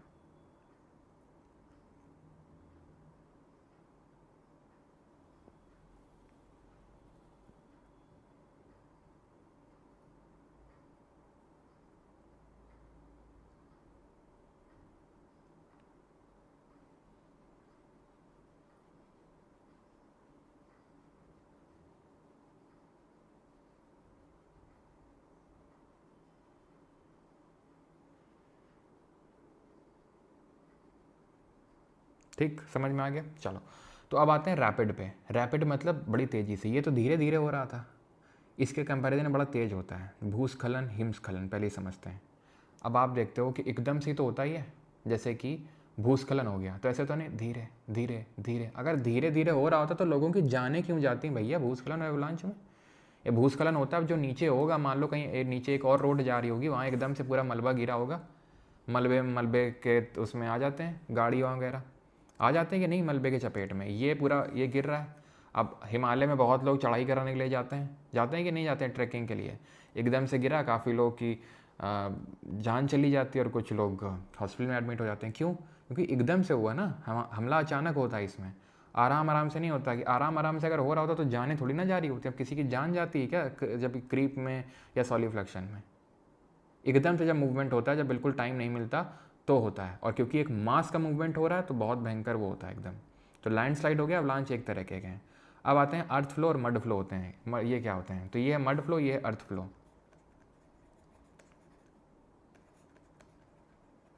ये है अर्थ फ्लो, ये है मड फ्लो, ठीक है। तो जनरली ये आपको कहाँ पे देखने को मिलते हैं? वाटर सैचुरेटेड रीजन्स में। वो भी जैसे वो भी अगर हम देखें, ठीक है, एक सेकेंड। वाटर सैचुरेटेड का मतलब है जो पानी से संतृप्त हो चुके हैं, ठीक है। बस 5 मिनट का और लेक्चर बचा है, आज काफ़ी छोटा लेक्चर है आपका, ठीक है। तो वाटर सैचुरेटेड जो रीजन होते हैं वहाँ पे देखने को मिलता है, जो पानी से सैचुरेट हो चुके हैं। और वो जब एकदम से नीचे जाते हैं पानी से सैचुरेट होने के बाद, तो उसको अर्थ फ्लो या मड फ्लो बोलते हैं। सिमिलर है लेकिन सेम नहीं है, अलग क्या है? अर्थ फ्लो थोड़ा सा धीमे होता है जनरली, मड फ्लो के कंपैरिजन में एकदम से होता है फास्ट। या ये in absence of vegetation cover होता है। एब्सेंस ऑफ वेजिटेशन का मतलब क्या होता है सर? वनस्पति की कमी। वनस्पति की कमी मतलब यहाँ पेड़ पौधे सब कुछ नहीं होंगे और एक घाटी टाइप होगी, तो एकदम से घाटी से एकदम से पूरा अगेन, ठीक है, हमारा इसको बौदा बोलते हैं। एकदम से क्या होगा, वो मिट्टी पानी सब मिल के एकदम से जब वो करेगी, ये फास्ट होता है इसके कंपैरिजन में। ध्यान रखना, ये अर्थ फ्लो मड फ्लो दोनों फास्ट में पढ़ रहे हैं हम लोग, लेकिन दोनों को कंपेयर जब कर रहे हैं तब अर्थ फ्लो स्लो है, ध्यान रखना इस कंपैरिजन में। और ये कब होता है? एब्सेंस ऑफ वेजिटेशन, और इसमें ज़्यादा सैचुरेशन होता है, ठीक, क्लियर है। यानी कि जो आपका मड फ्लो होगा इसमें saturation level saturated with water, ठीक, क्लियर है यहाँ तक? किसी कोई डाउट? अर्थ फ्लो में क्या है, एक बड़ा सा हिस्सा पूरा जो है इस तरीके से मूव किया। ये उतने डिस्ट्रक्टिव नहीं होते जितना कि लैंडस्लाइड होता है। लैंडस्लाइड बहुत ही स्टीप स्लोप में होता है, ये थोड़ी सी उतनी स्लोप नहीं होती, बहुत भयंकर स्लोप नहीं होती अगर हम बात करें लैंडस्लाइड की। लैंडस्लाइड बहुत तेज़ होते हैं, अर्थ फ्लो और मड फ्लो इतने तेज़ नहीं होते हैं। जब बहुत ज़ोर की बारिश होती है तो ये जो है मूव कर जाते हैं, पूरा ये ऐसे धंस जाता है। यहाँ पर देखो लैंडस्लाइड में क्या हो रहा था, लैंडस्लाइड में आप सोचो ये कितना ज़ोर का मूव किया होगा नीचे, ठीक है, जो आप यहाँ पे लैंडस्लाइड देख रहे हो, ठीक है, क्लियर। अर्थ फ्लो क्योंकि सैचुरेट हो गया, पानी से गिर गया, ये इसमें बहुत ज़्यादा सैचुरेशन होता है और वेजिटेशन की कमी होती है। And the last thing is जो हमें पढ़नी है, this is called as slump, इसको बोलते हैं स्लम्प। इसमें बैकवर्ड रोटेशन होता है। कैसे बैकवर्ड रोटेशन होता है? तो ये आप देख रहे हो एक स्कूप सा बना हुआ है, जैसे कि आप आइसक्रीम जब खाओ ऐसे डब्बे से, उसमें पूरा ऐसे चम्मच से निकालो तो इस तरीके का आकृति नहीं बन जाएगी, ऐसा स्कूप सा। तो जब जहाँ पर इस तरीके का स्ट्रक्चर होता है और बहुत ही ज़्यादा ग्रेडियंट होता है, स्लोप होता है, तो जो भी मास होता है वो ऐसे टॉपल डाउन करके गिरता है, वो टॉपल डाउन करके गिरता है, बैकवर्ड रोटेशन होता है उसका, ठीक है। जो भी चीज़ यहाँ पे होती है उसका बैकवर्ड रोटेशन हो जाता है, क्योंकि इस तरीके का उसका शेप ही है स्कूप जैसा, कि उसमें बैकवर्ड रोटेशन हो जाएगा। सिंपल ये कीवर्ड बस याद रखना, स्लम्प में ख़त्म। इस बार आई थिंक सीजीएल में किसी ने बताया भी था, अभी तो आंसर की नहीं आई है, मोस्ट प्रोबेबली परसों आ जाएगी आपके आंसर की। तो उसमें ये क्वेश्चन शायद पूछा गया है कि बैकवर्ड रोटेशन से क्या गिरता है, उसको क्या बोलते हैं? उसको स्लम्प बोलते हैं, क्योंकि इस तरीके का उसका स्ट्रक्चर है कि जब वो गिरेगा तो इस तरीके से टॉपल हो जाएगा, ठीक है, पलट जाएगा वो, क्लियर, ठीक। We are done. बस ये लास्ट स्लाइड है, दैट इज़ इरोजन। इरोजन का मतलब होता है it involves transportation of rock debris through geomorphic agents like running water, ground water, glacier, wind and waves. अब मुझे पता है तुम्हें कन्फ्यूज़न होगा पक्का, लेकिन मैं क्लियर करता हूँ। देखो, सबसे पहले मैंने चीज़ क्या बताई थी वेदरिंग में? Weathering is an in situ process. चट्टान है, ठीक है, चट्टान है, चट्टान वहीं पे टूट गई, चट्टान है, चट्टान वहीं पे टूट गई, टूट गई, चट्टान यहाँ पे टूट गई और गाना गाने लगी, मैं टूट के सनम, ठीक है। लेकिन वाटर आया, ग्लेशियर आया या सी वेव आई, और उसने क्या बोला? उठा ले जाऊंगा तुझे मैं अपने साथ, डोली वोली में मान लो या फिर जैसे भी, लेकिन अब ये गाना चलेगा। क्यों? क्योंकि अब यहाँ पे एक्स सितु प्रोसेस होगा। कैसे एक्स सितु होगा? क्योंकि जो भी आएगा ये आपका वाटर, ग्लेशियर, विंड, वेव, उसका कुछ ना कुछ उसमें काइनेटिक एनर्जी होगी। सर काइनेटिक एनर्जी क्या होती है? जब किसी चीज़ के मूवमेंट से कोई एनर्जी जनरेट होती है उसको काइनेटिक एनर्जी बोलते हैं। गतिज ऊर्जा, किसी चीज़ की गति की वजह से, इनमें गति है, ये आएंगे और इसको उठा ले जाएंगे और कहीं पे ट्रांसपोर्ट कर देंगे जाके। अब याद करो, सेडिमेंटरी रॉक ट्रांसपोर्ट करके कहीं डिपॉजिट पे तो होगा, और डिपॉजिट होगा क्या बन जाएगा, ऐसे फिर डिपॉजिट होगा, फिर डिपॉजिट होगा, फिर डिपॉजिट होगा, यही पढ़ाया था। लिथिफैक्शन हो जाएगा, लेयर्ड फॉर्म में कौन सी रॉक बन जाएगी, सेडिमेंटरी रॉक। हो गया इरोजन। डाउट तो नहीं है वेदरिंग में? पहले वेदरिंग हुआ, पहला स्टेप था, पहला स्टेप वेदरिंग हुआ, टूट गई, ठीक है, टूट गई। अब पानी वानी आया, उसको बहा के ले जाएगा। अगर वो ग्रेविटी की वजह से हुआ है, ग्रेविटी क्या करती है, ग्रेविटी हवा जो होती है, सॉइल होती, सबको उठा के ले जाती है, ठीक है, उसको बोलते हैं मास मूवमेंट। लेकिन अगर पानी, अगर मैं यहाँ बात करूँ अर्थ फ्लो मड फ्लो में, तो क्या हो रहा है, वो जो मास है वो पानी को लेके जा रहा है। चलो भैया पानी नीचे चलते हैं, ग्रेविटी वो बुला रही है, सब लोग आ जाओ नीचे। यहाँ पे क्या है, पानी जो है, पानी खुद लेके जा रहा है, पानी खुद लेके जा रहा है यहाँ पे, वो जो चीज़, जो रॉक टूटी है उसको। तो अब इस चार्ट पे आओ जरा, अब समझ में आएगा आपको। ये जो चार्ट था, जब आप पढ़ चुके हो इतनी तीनों चीज़ें, तो ये रॉक का टूटना है आपको पता है, weathering is not a prerequisite but it adds the mass movement पता है आपको, ये एक्स टू प्रोसेस अभी पता है। क्यों? क्योंकि ये इसमें मूवमेंट हो रहा है, उसकी ओरिजिनल प्लेस चेंज हो रही है। एजेंट क्या होते हैं, इरोजन के एजेंट क्या होते हैं, कटाव परिवहन के क्या एजेंट होते हैं, हवा, वाटर, हिमनद यानी ग्लेशियर, जो सी वेव्स हैं यानी कि जो समुद्र की जो वेव्स धाराएं चलती हैं वो। अब इन सब से क्या क्या लैंड फॉर्म बनते हैं, क्योंकि जब ये पानी जाएगा तो किसी चीज़ को तोड़ेगा और उस जिस चीज़ को तोड़ा उसको कहीं पे जाके डिपॉजिट करेगा, उस चीज़ को कहीं पे डिपॉजिट करेगा, और डिपॉजिट करेगा तो डिपोजिशन होगा, तो एक अलग तरह की आकृति बनेगी जो हम कल पढ़ेंगे लैंड फॉर्म में। दो तरीके का, इरोजनल लैंड फॉर्म और deposition land form, due to wind, glacier, running water, ground water, ये सब पढ़ेंगे कल, ठीक। और कल का बहुत इंपॉर्टेंट लेक्चर है, मिस मत करना, बहुत टफ लोगों को लगता है। अगर वो आपने मतलब नहीं किया और फिर कहीं से भी आप करेंगे ना, आपको समझ आएगा नहीं, मैं बता रहा हूँ, ठीक है। तो कल का तो मिस मत करना, क्योंकि कल का तो काफ़ी लोगों को कॉम्प्लेक्स लगता है, लेकिन हम सिंपल टर्म्स में उसको पढ़ेंगे, इसीलिए मैंने आज का लेक्चर में नहीं इंक्लूड किया, नहीं मैं हर बार तीनों बैचेस में साथ में पढ़ाया हूँ इसको, ठीक है। अब इसमें ड्राइविंग फोर्स क्या है वेदरिंग में, ग्रेविटेशनल, मॉलिकुलर स्ट्रेस या केमिकल एक्शन। ग्रेविटेशनल स्ट्रेस हो सकता है, मॉलिकुलर स्ट्रेस हो सकता है, केमिकल एक्शन है, याद है आपको, इससे आपका फिजिकल वेदरिंग हो रहा था, इससे आपका केमिकल वेदरिंग। मास मूवमेंट में मेनली आपका ग्रेविटी होता है, हमने देखा ग्रेविटी की वजह से मास, और यहाँ पर काइनेटिक एनर्जी होता है, किसी चीज़ के मूवमेंट की वजह से एनर्जी आती है, काइनेटिक एनर्जी, गतिज ऊर्जा। तो हवा भी मूव करती है, पानी मूव करता है, ग्लेशियर भी मूव करता है, भले धीरे धीरे करता हो लेकिन ग्लेशियर भी मूव करता है। We are done with the lecture.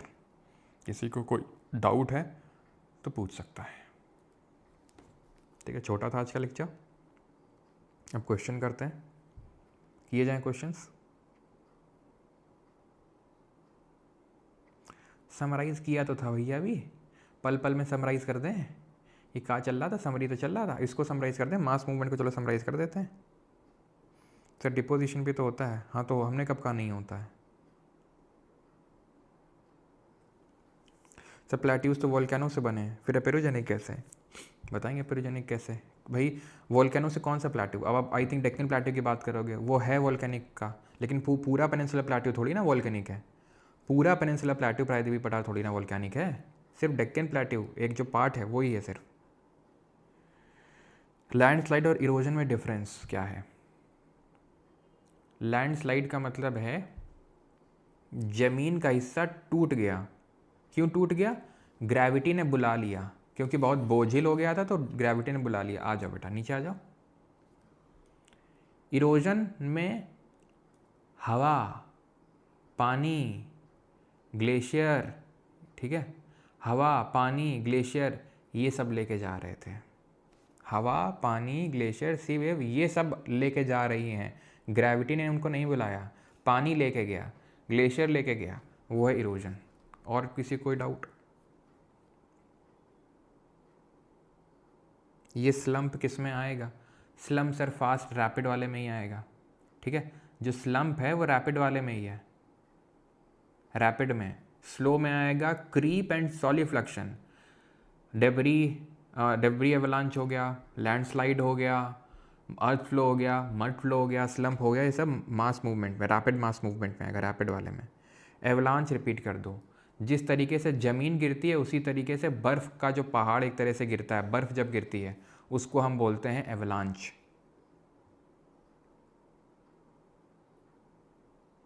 Aravalli कैसे बने हैं? वो भी फोल्ड से ही बने हैं, वो भी फोल्ड माउंटेन है, ठीक है, वो भी फोल्ड माउंटेन है। लेकिन अभी क्या है, एक्सोजेनिक फोर्सेस के लगने की वजह से बहुत वो हो गए हैं, ठीक है। फर्स्ट टाइम सीधा दिमाग के अंदर घुसा है, अच्छा। स्लम्प में पीछे की तरफ, अब क्या आपको समझ नहीं आ रहा? मैं हिंदी में ही तो बोल रहा हूँ, हिंदी में ही तो बोल रहा हूँ कि ये इस तरीके का शेप होता है तो पीछे की ओर पलट जाता है, ये पलट जाता है, उसको हम बोलते हैं स्लम्प, ठीक है। आई थिंक आप ये शायद पूछ रहे होगे कि स्लम्प को हिंदी में क्या बोलते हैं, राइट? तो स्लम्प को हिंदी में शायद क्या बोलते हैं, अरे नाम याद नहीं आ रहा। स्लम्प को क्या बोलते हैं, किसी को पता है? खिसकना ही होगा, या तो आई थिंक स्लम्प ही बोलते होंगे हिंदी में भी, हिंदी में भी इसका नाम स्लम्प ही होगा, ऐसा कुछ अलग से नहीं होगा। नहीं तो अगर होता तो मुझे याद आ जाता, ठीक है, होता नहीं है इसमें, ठीक। चलो भाई, तो अब आगे बढ़ें। और जिन लोगों को recorded lectures, quizzes, weekly quiz, handwritten notes, digital notes सब कुछ चाहिए हो, टेलीग्राम का एक्सेस, तो आप यहाँ पे हाँ बैच में सब्सक्रिप्शन ले सकते हैं। ये कॉम्बो बैच है जिसमें कि आपको दोनों मिल जाएंगे, ठीक है, 4.0 भी और इंग्लिश भी, ऑलराइट। Thank you. इसके लिए कूपन है फरमार 4.0। थैंक यू कुछ नहीं, भी क्वेश्चन लगाने हैं, ठीक है। और कल हम करेंगे लैंड फॉर्म। ये आप आज समझ लो कि वार्म अप हुआ, इससे भी क्वेश्चंस बनते ही बनते हैं, जैसे मैंने आपको बताया। इससे आप ये समझ लो कि इस टॉपिक से अभी जो एग्ज़ाम हुआ स्टेनो वगैरह में, उसमें कम से कम 7-8 क्वेश्चन तो बने ही होंगे, ठीक है। ठीक, चलो करो ज़रा, लेकिन सबसे पहले घबराना नहीं है आपने, ठीक है, क्वेश्चन करते वक्त। Consider the following statement with reference to salt weathering. Salt in rocks expand due to thermal action, hydration, and crystallization. Salt like calcium, sodium, magnesium, barium have a tendency to expand. Salt weathering is a typical example of chemical weathering. CAPO 2025 का question है, question को सही करें और सीधा assistant commandant की post पाएं तुरंत अभी, ठीक है।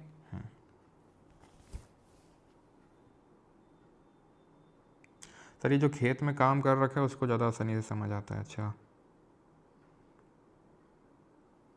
एक्सफोलिएशन एक्सप्लेन कर दीजिए। वाह,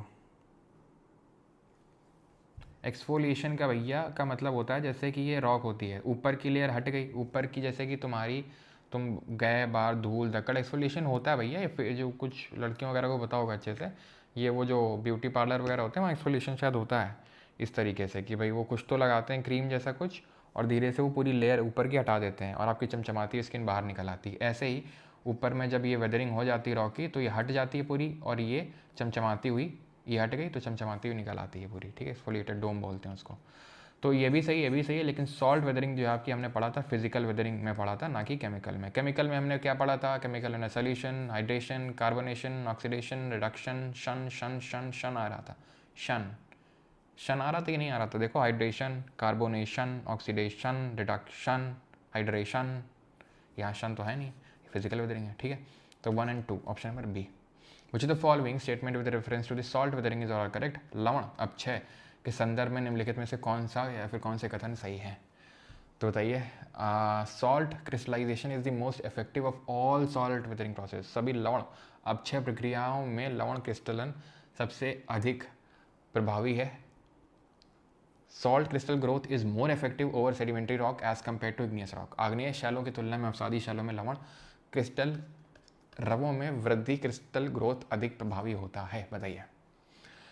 salt crystallisation is the most effective of all the salt weathering process. True, बताया था मैंने आपको, सॉल्ट वेदरिंग में सबसे इफेक्टिव होता है सॉल्ट क्रिस्टलाइजेशन, जब हम लोगों ने पढ़ा था कि क्रिस्टल्स बनते हैं, एक्सपेंशन होता है।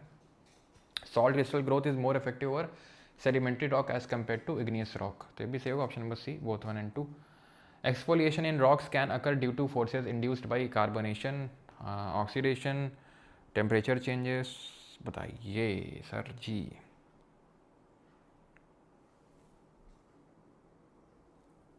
एक्सफोलिएशन किस वजह से हो सकता है?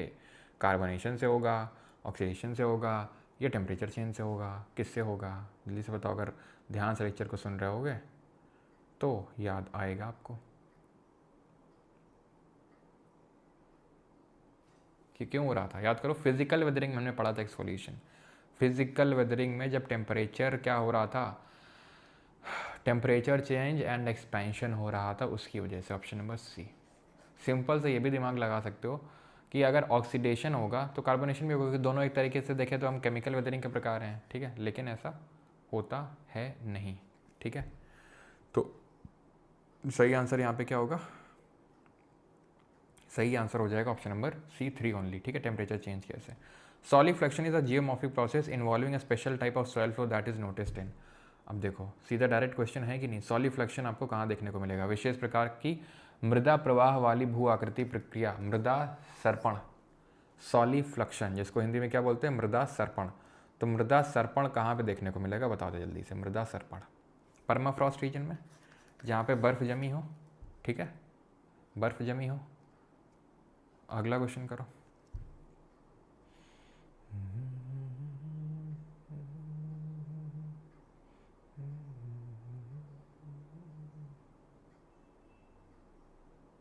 कर लिया, चलो।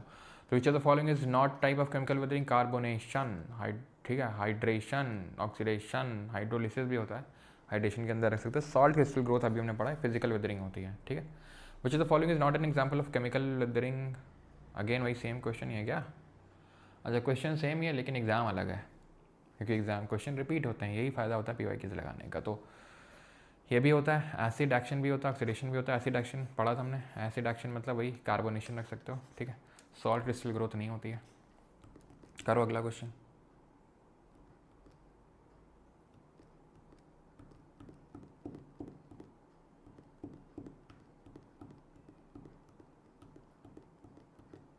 कर लिया, चलो। तो which of the following process leads to expansion of certain minerals as they take up water causing additional stress in the rock. पानी से फूल जाते हैं, बेसिक उड़ जाते हैं, क्या होता है उसको, हाइड्रेशन बोलते हैं, ठीक है। Which of the following process leads up to expansion of certain minerals as they take up water as they take up water causing additional stress in the rock. बिल्कुल ऑक्सीडेशन तो होगा नहीं, ऑक्सीडेशन में तो वो लेंगे, कार्बोनेशन में तो ना आता है H2O और CO2 का मिलन होगा, ठीक है।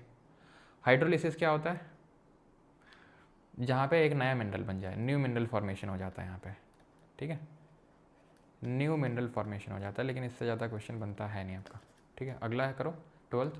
N avalanche is a type of which of the following disaster. Avalanche हिमदाव क्या है, एटमॉस्फेरिक, टेरेस्ट्रियल, एक्वेटिक या बायोलॉजिकल, वायुमंडलीय, स्थलीय, जलीय या फिर जैविक। पहली बात तो तुम बता दो ये किस तरीके का मास मूवमेंट है, रैपिड है या फिर स्लो है, रैपिड मास मूवमेंट है, स्लो मास मूवमेंट है। तो भैया एटमॉस्फेयर में तो क्या होता है, एटमॉस्फेयर वायुमंडल अभी पढ़ा नहीं है, लेकिन वहाँ हवा चलती है, बारिश होती है। एवलांच जो है टेरेस्ट्रियल, स्थलीय है, जमीन में होता है ना, ये हवा में तो होता नहीं है ना, पानी के अंदर होता है भाई, बर्फ़ जो है पानी के अंदर तो ऐसा है नहीं, ना ही बायोलॉजिकल है, जैविक नेचर का, टेरेस्ट्रियल होगा, ठीक है। और ये कैसा है आपका, रैपिड मास मूवमेंट है ये, okay, rapid mass movement. 13th, what is duff. Duff क्या है, partially decompose litter, weathered rock, weathered rock no no no no, weathered rock को नहीं बोलते हैं, ये आपका होगा पार्शली डिकम्पोज लिटर। जो भी ये सब ये हम पढ़ेंगे वहाँ पे, ह्यूमस वगैरह जब पढ़ेंगे ना, जो ऑर्गेनिक मैटर होता है, जब पेड़ होता है उसकी पत्तियाँ वत्तियाँ होती हैं, सब जब गिर जाती हैं तो उसी को बोलते हैं डफ। विच of the following processes is not part of chemical weathering. Again chemical weathering कौन सा नहीं है, इसमें कौन सी प्रक्रिया रासायनिक अपक्षय नहीं है, solution, hydration, reduction, freezing and थॉइंग। याद करो, freezing and थॉइंग, Frost waging, Frost waging, Tushar waging, किस क्यों हो रही थी, जम रही थी, बर्फ पिघल रही थी, जम रही थी, पिघल रही थी। फ्रीजिंग एंड थॉइंग, थॉइंग का मतलब होता है पिघलना, हिम द्रवण, ठीक है, हिम द्रवण फिजिकल में आएगा। Rocks do not remain in their original form for long and undergo transformation. शैल अधिक समय तक अपने मूल रूप में नहीं रहते और रूपांतरित होते रहते हैं, ट्रांसफॉर्म होते रहते हैं। Transformation of rock is caused by weathering, erosion and metamorphic action. अपक्षयन जो होता है, ट्रांसफॉर्मेशन रॉक में बदलाव क्यों आता है, क्योंकि रॉक टूटती रहती है, टूटती है, इन सितु होता है, फिर कोई आता है उसको बहा के ले जाता है, उठा के ले जाता है डोली में, ठीक है, तो इरोजन हो गया वो। एंड मेटामॉर्फिक जो एक्शन हो गया, मेटामॉर्फिक एक्शन का मतलब है कि प्रेशर बहुत पड़ा, टेम्परेचर बहुत ज़्यादा पड़ा, ठीक है, तो उस तरह से उसका, उस वजह से उसका फॉर्म चेंज होता है, ट्रांसफॉर्म होती है, याद है आपको, metamorphosis, change in form. Option number C, both 1 and 2, okay. Which of the following is likely to be the most prevalent form of weathering in hot tropical desert areas. जो तप्त उष्णकटिबंधीय मरुस्थल क्षेत्रों में अपक्षयण के सर्वाधिक व्याप्त रूप की संभावना निम्नलिखित में से किसकी है। हॉट ट्रॉपिकल डेजर्ट, डेजर्ट है। लीचिंग कब होता है? लीचिंग तो भैया तब होता है जब पानी पड़ता, भी बताया था निछालन, पानी पड़ता है, इंपॉर्टेंट मिनरल्स धुल जाते हैं। लेकिन ये तो डेजर्ट है, यहाँ पर बारिश तो होगी नहीं। बायोलॉजिकल का मतलब होता है वही हमारे जैसे कि रूट्स वगैरह हो गई, है ना, ये सब जानवर वगैरह वगैरह, रोडेंट और ये सब वगैरह हो गया, तो उसको उनको बोलते हैं बायोलॉजिकल। तो अगर हम देखें पेड़ वगैरह ज़्यादा कहाँ उगते हैं, या फिर काई वगैरह का ज़्यादा कहाँ लगती है, यहाँ बारिश कहीं हमको देखा डेजर्ट में काई लग रही है कहीं देखा डेजर्ट में तुमने काई लगते हुए, शैवाल लगते हुए, अलगे लगते हुए? बिल्कुल नहीं। अच्छा केमिकल, थोड़ा सा ध्यान से सोचना, केमिकल वेदरिंग कहाँ हो रही थी? आप बताओ केमिकल वेदरिंग कहाँ हो रही थी? केमिकल वेदरिंग में क्या था? हाइड्रेशन, पानी पड़ रहा था, सोल्यूशन, पानी पड़ रहा था, हाँ यही तो हो रहा। कार्बोनेशन, पानी पड़ रहा था, नहीं पड़ रहा था, सोल्यूशन में घुल रहा था। हाइड्रेशन में पानी ले रहा था, फूल रहा था, सिकुड़ रहा था, फूल रहा था, सिकुड़ रहा था। जिप्सम याद करो। कार्बोनेशन, पानी बरसा, CO2 लिया एटमॉस्फेयर से, कार्बोनिक एसिड बना दिया। मतलब कहीं ना कहीं पानी का रोल तो है इनमें। अब बचा क्या? मैकेनिकल, यांत्रिक। ठीक है, क्लियर? यांत्रिक मतलब वही फिजिकल समझ सकते हो, फिजिकल वेदरिंग जो पढ़े थे कि धूप बहुत पड़ रही है तो अनलोडिंग एक्सपेंशन से, टेम्परेचर चेंज एंड एक्सपेंशन से। ये बताया था कि नहीं, राजस्थान के एग्जांपल दिए थे कि धूप पड़ रही दिन में, रात में एकदम ठंडी पड़ रही है तो एक्सपैंड हो रहा है, कॉन्ट्रैक्ट एक्सपैंड कॉन्ट्रैक्ट, फटीग हो गया, उसमें रॉक टूट गई। ठीक है, तो उसी को मैकेनिकल बोलते हैं जो फिजिकल हमने पढ़ा था। Weathering, mass wasting, erosion and transportation are indicator of which of the following process? अब क्षरण, बृहद क्षरण, अपर्दन और परिवहन निम्नलिखित में से किस प्रक्रिया के सूचक हैं? बताइए भाई। अपक्षरण मतलब वेदरिंग, बृहद क्षरण मास वेस्टिंग, और इरोजन यानी परिवहन, अपर्दन और परिवहन, अपर्दन उसको बोलते हैं। ठीक है, अपर्दन और अपक्षरण। तो denudation, endogenic process, diastrophism, mountain building. मैंने आपको बताया था डाइस्ट्रोफिज्म मतलब वो एंडोजेनिक, मैंने बताया था कि नहीं बताया? तुम मुझे बताओ। मैंने बताया था कि एंडोजेनिक मतलब डाइस्ट्रोफिज्म। ठीक है, माउंटेन बिल्डिंग क्या बोलते हैं इसको जरा बताओ? डेन्यूडेशन और डाइस्ट्रोफिज्म। डाइस्ट्रोफिज्म मतलब बन रहा है, डेन्यूडेशन मतलब बिगड़ रहा है, अनाच्छादन। ठीक है, और माउंटेन बिल्डिंग को क्या बोलते हैं? ओरोजेनिक। और एपीरोजेनिक क्या है? जो बाकी का जो अर्थ क्रस्ट का मूवमेंट हो रहा है, अप डाउन, वो होता है। If you want to observe, नहीं करना है अभी, ठीक है, ये भी पढ़ा नहीं है। The process of whereby certain minerals absorb water, expand and change is called as. उस प्रक्रिया को क्या क्या कहते हैं? इसमें कुछ खनिज जल को अवशोषित करते हैं, प्रसारित होते हैं और परिवर्तित हो जाते हैं। बताओ, अब है आसान? नहीं तुम बताओ, है आसान? वाटर अब्जॉर्ब कर रहा है, एक्सपैंड हो रहा है, क्या? हाइड्रेशन। सीधा जिप्सम को रिकॉल किया करो, एनहाइड्रस, एनहाइड्रेट है मतलब कैल्शियम सल्फेट है, पानी लिया, calcium sulphate dot 2H2O, gypsum बन गया। ठीक है, ये कर लिए यूपीएससी क्वेश्चन। कोई एक सिंगल क्वेश्चन था जिसमें तुम्हें दिक्कत हुई हो? तुम बताओ मुझे, कोई एक सिंगल क्वेश्चन भी था तुम्हें दिक्कत हुई? तुम भैया यूपीएससी क्वेश्चन सॉल्व करने लगे हो और तुम हमसे पूछते हो सर पीसीएस हो जाएगा कि नहीं हो जाएगा? क्यों? Which of the following is a scientific discipline concerned with the description and classification of Earth's topographic features, बाहर की जो विशेषताएं, क्या होगा?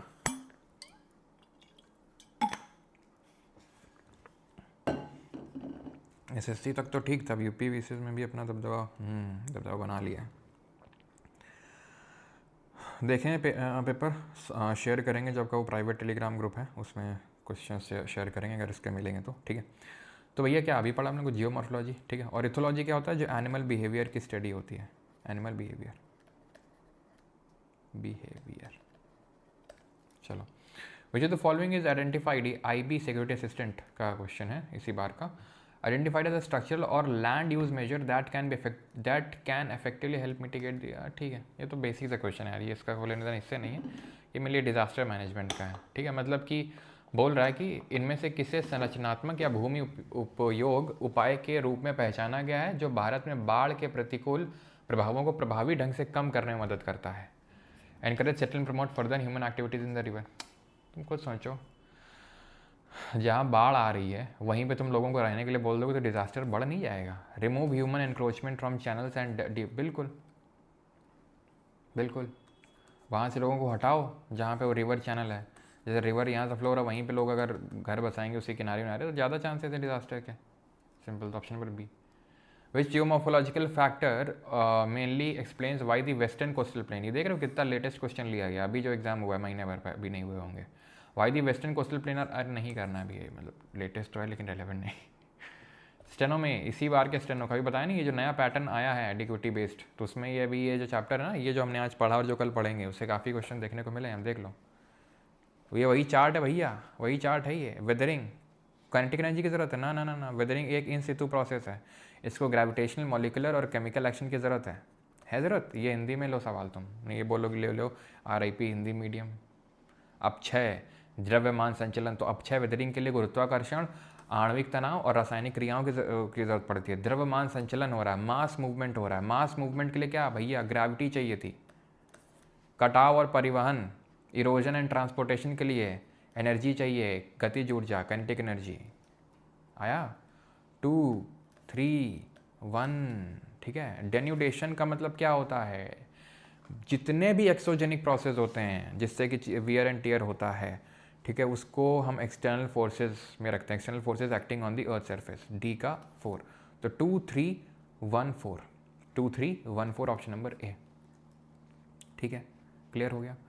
चलो इसको कर दो अगेन, स्टेनो 2025, देख रहे हो इतना लेटेस्ट क्वेश्चन उठा के लेके आए हैं और आग में खेल के लेके आए बेटा। तुम्हें पता है SSC का नोटिस है, कोई भी करवाए करोड़ों का जुर्माना लगेगा क्वेश्चन, समझ रहे हो बेटा, करोड़ों का माल लीक कर रहे हैं यहाँ पे ठीक है, समझ रहे हो कि अगर कुछ हुआ तो इसे करोड़ों रुपए भरने पड़ेंगे मेरे को, लेकिन मैं तो तुम्हें क्वेश्चन करवा के मानूंगा। Diastrophism includes all process that move, elevate और build up portions of the earth crust. बनती हैं exogenic process, derive their energy from the earth atmosphere in influence और by solar energy in tectonic gradients. Sir ये tectonic plate तो अंदर होती है, तो सर बेटा टेक्टोनिक ग्रेडियंट का मतलब है स्लोप, ढलान है वो, ग्रेडियंट पूरा पढ़ो, ढलान है वो, ठीक है। अब आंसर इसका क्या हो गया, लेकिन अगर मैं तुमसे पूछ लूँ, बोल दूँ स्टेटमेंट 1 है असर्शन, काफ़ी लोग देख रहे 14,000 से 4,000 गायब हो गए। चलो भाई चलते हैं इंस्टाग्राम चलाते हैं, क्या ही रखा है क्वेश्चन में, और फिर आके रोना पीटना मचाएंगे, ये स्टेटमेंट वाला क्वेश्चन पूछ लिया, ये वाला क्वेश्चन पूछ लिया। पिछली बार भी क्वेश्चन तो करवाए थे हमने UPSC वाले, लेकिन वो बाद में करवाया करते थे, अभी पहले करवाते हैं, तो उन्हीं का रोना मचा था। ये जो भागते हैं ना तुरंत, पता नहीं कहाँ भागना है, किससे मिलने जाना है, खैर ये मैंने बोल दिया, ये रीज़न है। अब तुम बताओ, 2 ऑप्शन देता हूँ, पहला दोनों सही है और रीज़न सही एक्सप्लेनेशन है असर्शन का, दोनों सही है और रीज़न गलत एक्सप्लेनेशन है असर्शन का, क्या होगा, A या B, बताओ A या B क्या होगा, बताओ जल्दी से। आप इतना भी नहीं कर सकते हमारे लिए 1 करोड़, अरे तो कर तो रहे हैं, इसीलिए, किसने बोला नहीं कर रहे हैं, इसलिए तो कर रहे हैं। तो भाई ये असर्शन रीज़न तो दोनों सही हो तो हमें पता ही है, लेकिन रीज़न एक्सप्लेनेशन नहीं है उसका। डाइस्ट्रोफिज्म इंक्लूड्स ऑल प्रोसेस मूव, अब वो अगर रीज़न दे रहा होता कि एंडोजेनिक प्रोसेस डाइस्ट्रोफिज्म इस वजह से होते हैं, तो सही एक्सप्लेनेशन होता। ये बात कर एंडोजेनिक की, ये बात कर एक्सोजेनिक की, तो कहाँ से एक्सप्लेन कर रहा होगा उसको। What is the method of conserving biodiversity by, okay ठीक है इन सितु एक्स सितु का कॉन्सेप्ट है, लेकिन है ये क्वेश्चन एनवायरमेंट इकोलॉजी का, ठीक है, लेकिन यहाँ इन सितु एक्स सितु वाला कॉन्सेप्ट लग रहा है। What is the method of conserving biodiversity by protecting the whole ecosystem, जहाँ है वहीं पे अगर आप उसको कंजर्व कर लो, उसको इन सितु बोलते हैं, एनवायरमेंट का टॉपिक है ये। What is the disintegration of rock into smaller fragment without any change in their chemical composition called as, chemical composition change नहीं हुआ है, frost action, block disintegration, exfoliation या mechanical weathering. Without change in the chemical composition क्या होगा इसमें, mechanical weathering हो जाएगा, एक जनरल टर्म बताओ, एक जनरल टर्म हो जाएगा मैकेनिकल वेदरिंग। ये NTPC इस बार का क्वेश्चन है अंडर ग्रेजुएट का ठीक है, देख रहे एकदम लेटेस्ट क्वेश्चन है और सब में आ रहा है, रेलवे में भी आ रहा है, SSC में भी आ रहा है। What can happen if rocks are not weathered in the context of the movement of earth minerals, कि यदि पृथ्वी की सामग्री की गति के संदर्भ में चट्टानों का अपक्षय ना हो तो क्या होगा, mass movement would be more frequent, अगर रॉक टूटेगी नहीं तो मास मूवमेंट जल्दी जल्दी होगा।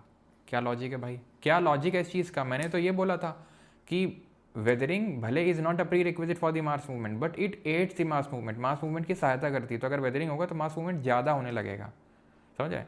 सॉयल फर्टिलिटी वुड इम्प्रूव, नहीं इम्प्रूव होगी, क्यों, इरोजन वुड इंक्रीज, इरोजन होगा ही नहीं। अब भैया तुम मुझे बताओ, पानी आ रही है, रॉक ऐसे पानी आ रही है, पानी चला जाएगा यहाँ से। अब अगर वो रॉक टूटी हुई है तो आराम से, क्योंकि वो रॉक डिसइंटीग्रेटेड है अपनी ओरिजिनल रॉक से, आओ भैया ले चलें तुमको, समझ रहे हो, तो erosion would be insignificant. Soil fertility का सर इससे करने देना बेटा, बहुत लेना देना है। रॉक थी, रॉक मिनरल से बनी थी, ये टूटेगी और टूटेगी, यही धीरे धीरे मिट्टी बन जाती है सर, यही मिट्टी बनती है, चट्टान से ही मिट्टी बनती है। ये सॉइल टॉपिक पढ़ेंगे तो वहाँ देखेंगे, तो समझ गया सर, चट्टान से ही मिट्टी बनती है। तो अगर चट्टान टूटेगी नहीं तो मिट्टी कहाँ से उतनी ज़्यादा बनेगी, तो सॉइल फर्टिलिटी उतनी इंप्रूव नहीं होगी। ठीक है। Which type of weathering is primarily involve in the enrichment of bauxite and other ores. तो जो बॉक्साइट होती है, अभी हम जब मिनरल टॉपिक पढ़ेंगे तो उसमें देखेंगे बॉक्साइट एल्यूमिनियम की ओर होती है, एल्यूमिनियम का एक ठीक है ओर होता है।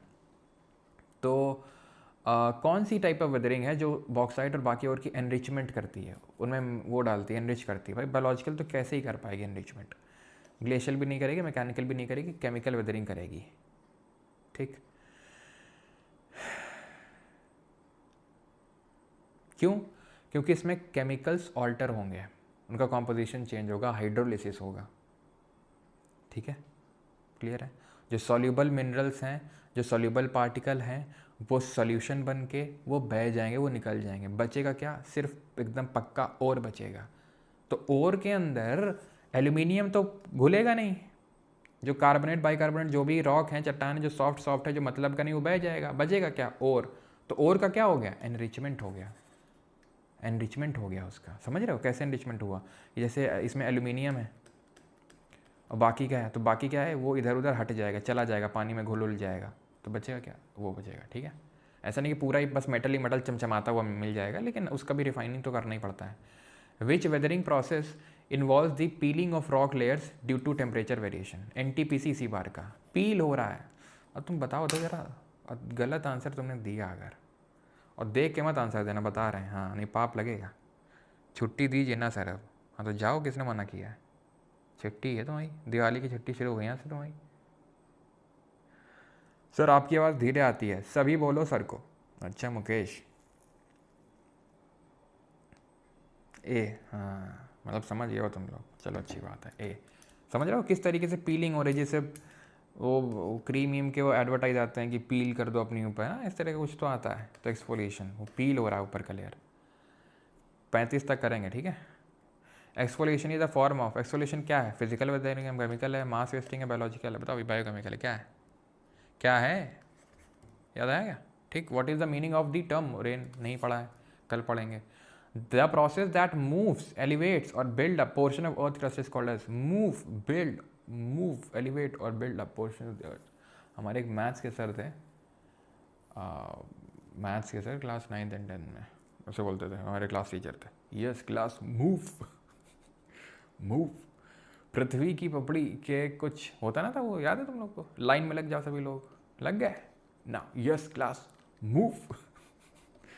ठीक है, तो डेन्यूडेशन, वेदरिंग, वॉल्केनिज्म, डाइस्ट्रोफिज्म। तो प्रोसेस दैट मूव्स, एलिवेट्स और build up, that is called as diastrophism. Option number D. ठीक है, डेन्यूडेशन का मतलब वो अनाच्छादन हो रहा है, कटाव वटाव हो रहा है वो सब। ठीक है, डिग्रेडेशन हो रहा है, ग्रेडेशन हो रहा है। Okay, 34। Which of the following parts the mountain that mountain will receive the ना ना ना ना, ये भी पढ़ा ही नहीं है, पढ़ा ही नहीं है। With reference to the physical feature, अभी पढ़ा ही नहीं है। चलो ठीक है, तो अभी आई थिंक ये आगे वाले जो हैं चीज़ें पढ़ी हुई नहीं है। 3-4 क्वेश्चन है, खुद से लगा सकते हो। ठीक है, नहीं खुद से लगवा ही देते हैं यार, क्या ही छोड़ें हम।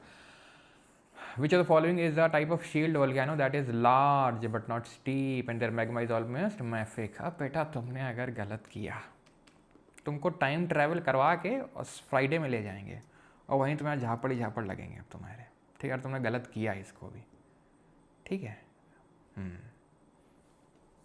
बताओ जरा जल्दी से, सही बता ना, फ्राइडे के दिन ले जाएंगे टाइम ट्रैवल करवा के और वहीं तुम। ये तो एक हिंट रहा। दूसरा हिंट, नॉट स्टीप, ढलान नहीं, बह बहुत रहा है, बह बहुत रहा है, बह रहा है, बेसिक है, मैफिक। किला हुआ, मौना लोआ, मौना किला हुआ, कहाँ है? हवाई में। कैसा वोल्केनो है? Ring of, Pacific ring of fire में आएगा या हॉटस्पॉट में आएगा? बताओ तो जरा। ये भी ना बताया, मैं फिर से टाइम ट्रैवल करवा के ले जाऊंगा। अब इसमें तो तुम बच गए। ठीक है बेटा, अभी तुम पहले जाओगे किसी दिन काई दे के, तो ऐसा कहते हैं लग नहीं उस तरह की हमें। हवाई कैसा है? हॉटस्पॉट, हॉटस्पॉट वोल्केनिज्म है। हॉटस्पॉट वोल्केनिज्म को क्या बोलते हैं? मैंटल प्लूम, मैंटल के नीचे वाले पार्ट से निकल गया था सीधा सीधा major. Dash is the study of the distribution and movement of, नहीं वैसे तो होता तो हाइड्रोलॉजी है, होता तो हाइड्रोलॉजी है। लेकिन ठीक है, वो हाइड्रोलॉजी जब पढ़ेंगे तो पढ़ेंगे। हाँ, ये भी नहीं पढ़े अभी। होगा इसका आंसर कैटाबैटिक, लेकिन पढ़ा नहीं अभी। ये भी नहीं पढ़े। इसका आंसर होगा ब्लॉक माउंटेन, ठीक है। Large areas are broken displace vertical जब डिस्प्लेसमेंट होता है तो ब्लॉक माउंटेन होता है। अब वही कन्फ्यूजन हो सकता है कि भाई एपिरोजेनिक और ब्लॉक माउंटेन, जैसे मैं शुरू में बताया था, लेकिन एपिरोजेनिक और ब्लॉक अलग अलग होते हैं, ठीक है। ब्लॉक माउंटेन फॉल्ट लाइन के अलॉन्ग बनते हैं, एपिरोजेनिक का उससे लेना देना नहीं होता है। खत्म हो गया सर, दिवाली होगा। अच्छा यस सर, 34 रिपीट कर दीजिए। क्यों नहीं, क्यों नहीं रिपीट भाई, ये छोड़ने के लिए बोला भाई। इसमें क्या होता है कि बता देते हैं, जैसे पहाड़ होता है, पहाड़ होता है तो समझ सको समझ लो। ऐसे भी पढ़ा नहीं, मानसून में एकदम डिटेल में पढ़ेंगे। हवा आएगी, हवा आएगी, यहाँ चढ़ जाएगी, बादल बनाएगी, यहाँ बारिश होगी, यहाँ बारिश नहीं होगी, इसको बोलेंगे विंड वर्ड, इसको बोलेंगे ली वर्ड, ठीक है। चलो, तो भैया ये बैच है, ठीक है, और ये कॉम्बो बैच है। ये जो है अलग से अगर लेना है तो ले सकते हो, बाकी दोनों साथ में। बीएसपी सर की क्लास ले रहे हैं ना, कितने लोग ले रहे हैं और कैसा लग रहा है आपकी बीएसपी सर की क्लास, बताओ। टेलीग्राम में भी